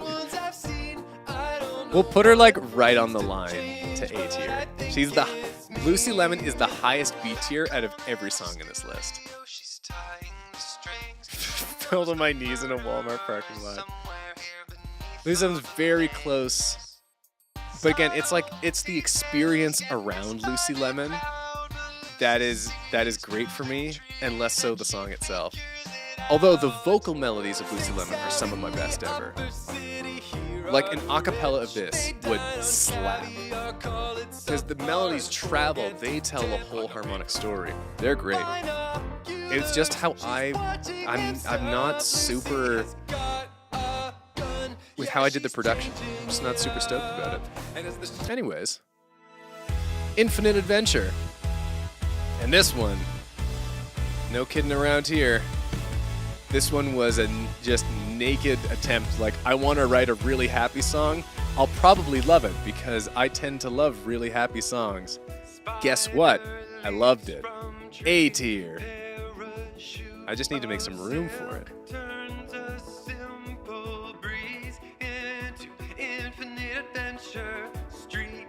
Whoops. Oh, I don't want to delete pull you down. All right. Squeezing in Infinite Adventure into A tier. For sure.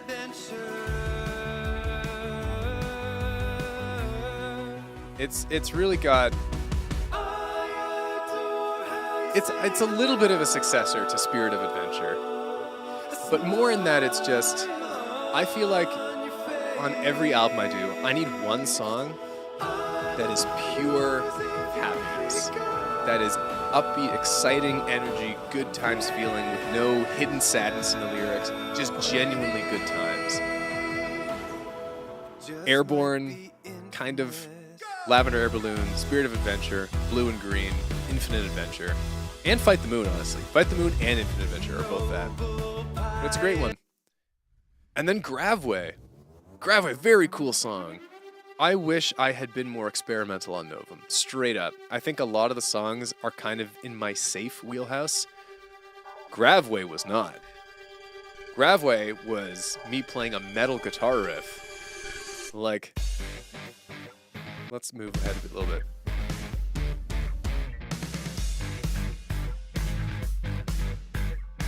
This is my Rammstein song, straight up.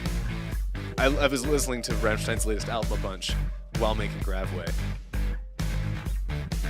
Krautrock. I've never written a metal riff before. And so Gravway just has like, God, the synthwave vibes. It's so cyberpunk. Love that. And then we've got the whole changed middle section.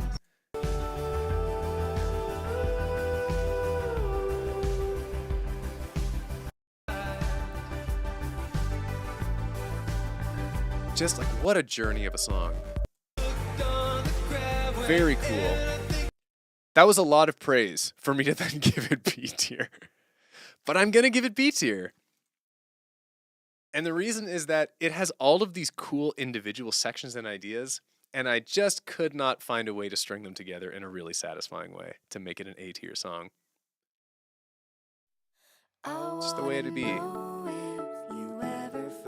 At the same time, with Anne Reburn, I am really like crushing your hopes on this, on the Novum rankings, Heather. I apologize. But I think it's good to be a little critical of oneself. Not too critical. You gotta have your A tier and your S tier songs in there, but I don't oversell myself to myself. I think that's dangerous. Because then you stop challenging yourself. Like, I have written these are my 9 original albums over like 15 years of writing music. And in those 15 years, I have 7 songs that are S tier. I write an S tier song once every 2 years.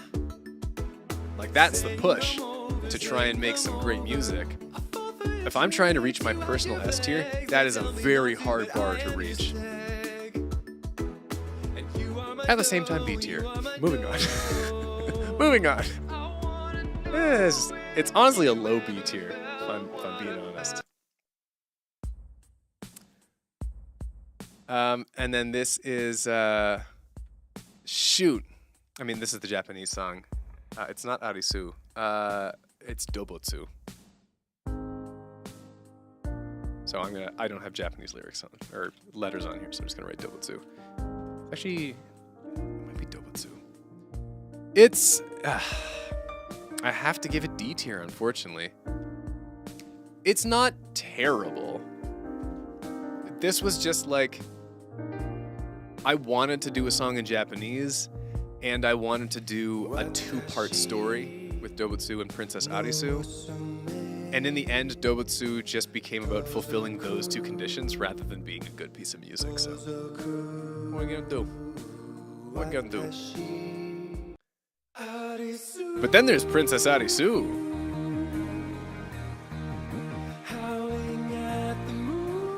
This is another one, just like has become.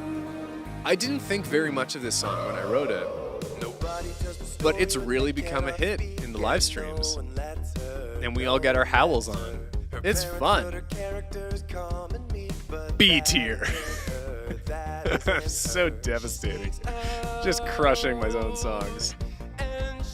Again, like this is one, it could, I think I'd be hard pressed to see it reach A tier. But it's growing on me over time.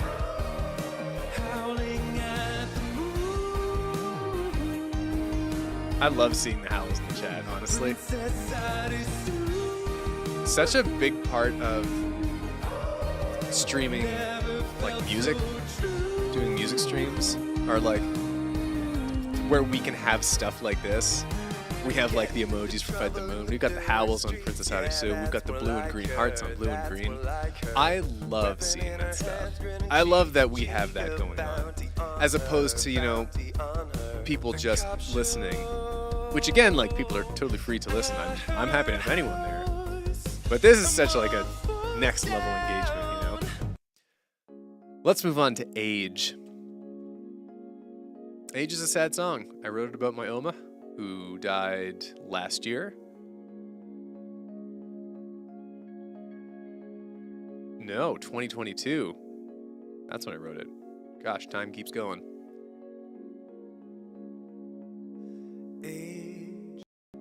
Yeah, and it's got something to it. I remember this past summer, I was in Vancouver visiting a friend, and we had gone to a lake, and I went off my own, and I just wanted to listen to a little bit of music for a while at the lake, and I was just looking, I was standing on this rock looking out at the lake, and I was listening to Novum, and I listened to Age the whole, I just stood still, and I for the first time, this was like 7 or 8 months, or 9 months actually, after the album was released, I had already written, recorded, produced the song, and like heard it a ton while doing that. But standing on that rock, looking at that lake, listening to Age, was the first time I cried listening to this song. And it was at that point that I was like, oh man, delayed grief. I had delayed grief happen to me. And that moment changed Age from a B tier to an A tier song for me. Very much and truly so. Is it weird to listen to your own music? In a sense. I mean, I'm so used to... I hear my own voice so often. You know, people are like, when you hear your recorded voice for the first time, you're like, that can't be me. I don't sound like that. But like recording my own voice and recording myself has been my life. So I'm so used to hearing my own voice and my own instruments, my own music. So I don't have that sense of weirdness about it anymore. The weirdness I feel about listening to my own music is when I'm too close to it. So like, I'm now far enough away from Novum that I can hear it as a listener and not be thinking about the production and the mix as the creator. Once I get that distance, then it's great. Then I love listening to my own music. I make music I want to listen to. Why would I not? I've always found it so weird that people are like, listening to your own music is egotistical. It's like, why would I not? This is music I made. Of course I'm gonna like it. Most of it. I mean, I have a lot of songs in the D tier here. More in the C tier, but of course I would listen to my own songs. It's great. It's fun.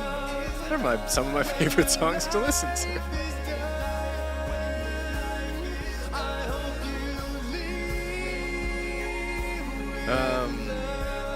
Anyways.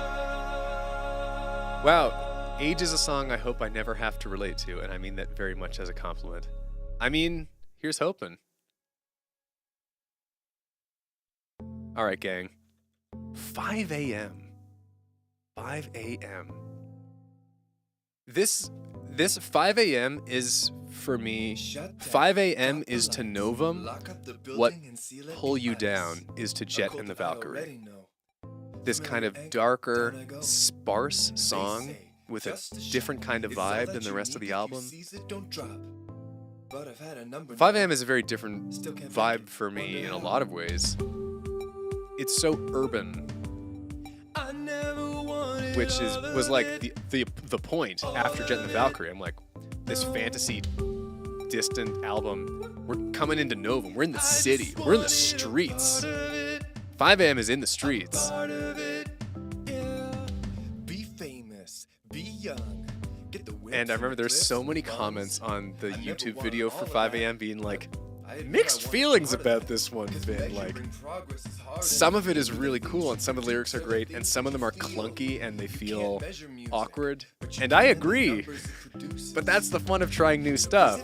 You're gonna misstep, but it's in those missteps that you experience new things. How many times can I begin again? How many leaps? It'll flow. 5 a.m. would be B tier, but then we get this whole like build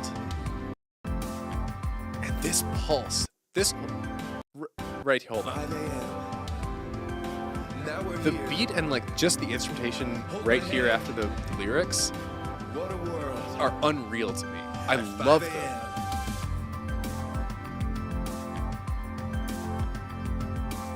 Like, what a vibe. What a very particular feeling.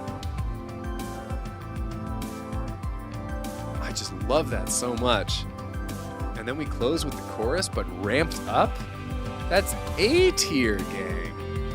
5 a.m. is an A tier song.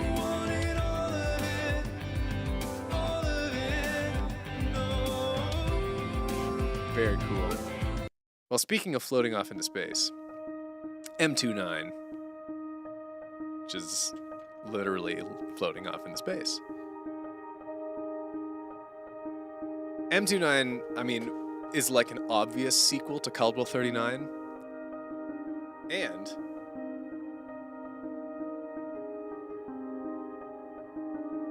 thought I had to burp, but I didn't. It's not only the sequel to M29, but it is the, second part in what I hope to call the Nebula trilogy, where 3 ambient instrumental songs written about different nebulae out in the universe. Caldwell 39, M29, and I haven't written the third one yet, but it's something I'm going to do one day to complete the Nebula trilogy. The next collection of music I want to work on is not at all electronic or digital, so it's not the right place to put that in, but I'm going to do it someday. Yeah, the Nebula trilogy is not like, it hasn't a narrative or anything. It's just 3 songs, ambient, instrumental, lo-fi songs written about nebulae. That's my plan. That's absolutely right, Panini. This song is best enjoyed when you're tired and staring up at the ceiling from your bed for maximum immersion. It really is. Same with Caldwell 39. Caldwell 39, like, if M239 is when you're in your bed looking at the ceiling, Caldwell 39 is when you're like out for a nighttime walk and you're looking up at the stars and the moon. That's the vibe. Now, Caldwell 39 is very special because of the impact that it's had on Late Night Piano and stuff. I like M29 as much musically, but it doesn't quite have that same impact. And it's not quite as easy to play. Although I do play it sometimes in LNP. But I'm giving it a B tier. I really do. I think I like it more than the B tier would suggest. But it's not an A tier. Is the third nebula also going to have a 9 in the name? I don't know. That's honestly a coincidence. Because I picked Caldwell 39 and M29 based on the nebula's appearance, not on their name. In fact, Caldwell 39's one of the alternate name and the original name of the song. Here's a fun fact for you 6 years later. The original name of that song was the Eskimo Nebula, which is what that nebula is called. And when I showed my brother the EP, he's like, "You should probably change that." And I'm like, oh yeah, that's now kind of not an okay term.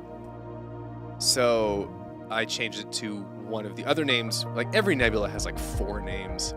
So I changed it to Caldwell 39. There you go. I think the 3 will already be tied together title-wise by having the names of nebulae. Like that's a pretty obvious tell. Anyways, that's M29. Moving on to our very last track of this whole tier list. The very last track of Novum, and the last piece of serious original music I have released. Hello There and Pick That Dad are kind of like count in the YouTube sphere. Anyways, The Architect. The ol' Architect. The Architect is maybe the best piece of music I have ever written. It is, I think, the best composition. It's among those that mean the most to me specifically. And it serves as a standalone piece incredibly. It also lends to the narrative of Novum. Like, it checks every possible box and is 10 out of 10 music. And that's why it's D tier. Sorry, gang.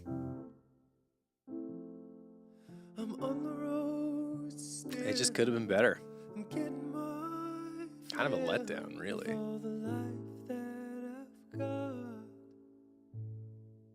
I'm just kidding. I'm just kidding. It is the most S tier song out of them all. It's the most S tier. Like by leagues, I think. I remember hyping it up before the album was out in a live stream or something. I was like, man, if I go, you know, if you know, whenever I die, if the Memorial Society is like, we need to pick one of Finn's pieces of music to memorialize him, like, what is the one that we pick that represents him the best? It's The Architect. I cannot overstate how happy I am with this one. I wrote all of Novum and like produced and recorded the album by the end of summer 2022. And then I went to the West Coast for 10 days where I had my age cry. And I realized as I was listening to the album there over and over again that it wasn't finished. And I came back and I did nothing for 3 weeks straight. Literally nothing.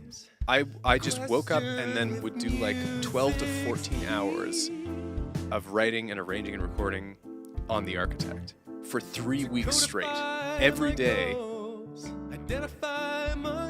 because I sat down as soon as I had the idea started. I was like, oh, this is something in a different league. And I literally told my clients, like, I messaged them saying like, hey, I'm gonna be out of the office longer than I expected, basically. And I just made The Architect. It is, it's my magnum opus, if it can be summed up to a single piece. And it's scary now almost to release new music so like I say all this, I know like The Architect is not a song for everyone. And it's certainly not a song you can really listen to every day. It's not like it's not like Fight the Moon, where you can just throw that on and jam. Like The Architect demands a kind of investment from you as a listener. But so I say all that knowing that it's like this song is not for everyone. There's a reason it's not the most popular song on Novum. That I didn't release it as like a single or anything.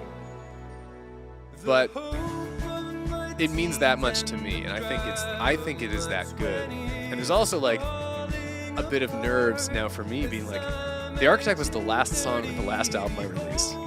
Like the next original piece of music I release that isn't like a comedy song like Pick That Dad has to live up to The Architect in a way. Like I'm competing against myself, and I'm competing with myself at my absolute best. So it's like, whew. The next thing I make better be radically, radically different and incomparable. So there is our tier list. So I think we've got kind of, we got a lot of B tier, kind of similar counts in A and C tier, more D tier, and then the select 1, 2, 3, 4, 5, 6, 7, 8 songs in S tier. Over my 15 or 16 years of writing music, 8 of my songs are S tier. I get one every 2 years. And you know what? I mean, thanks for hanging out on the stream. This not planned and just kind of wanted to do this. I think we're going to end this with listening to the rest of The Architect, because we're right at the point where we get that big last section. So let's go.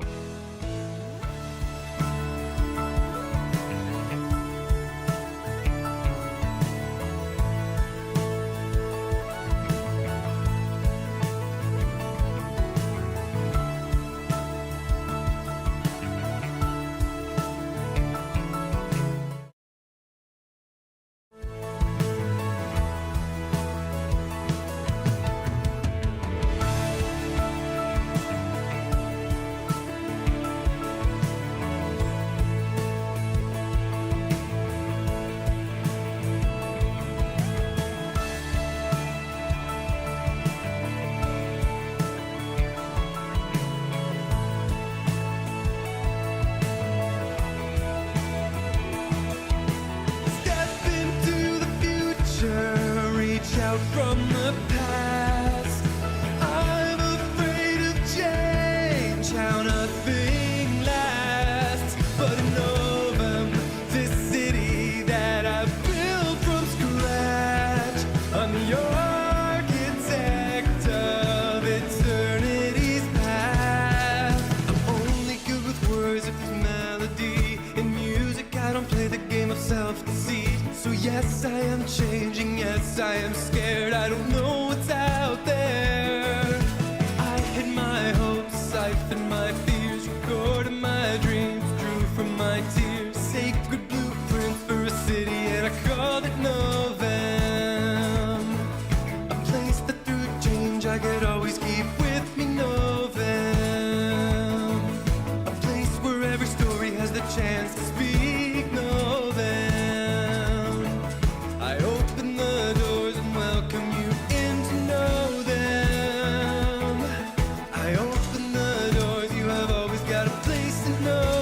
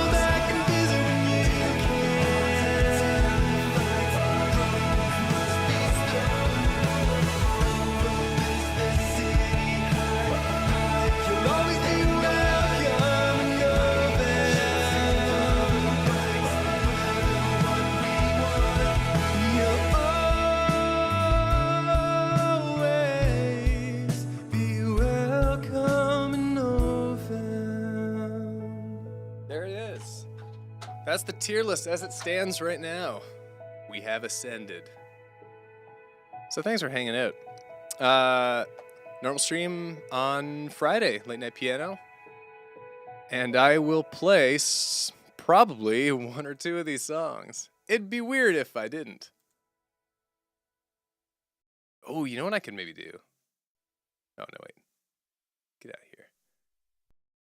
Yeah, so I'll play I'll play stuff, as I do. Thanks for hanging out. I hope you are having a lovely week so far. Happy little Tuesday. I'll catch you next time. Bye.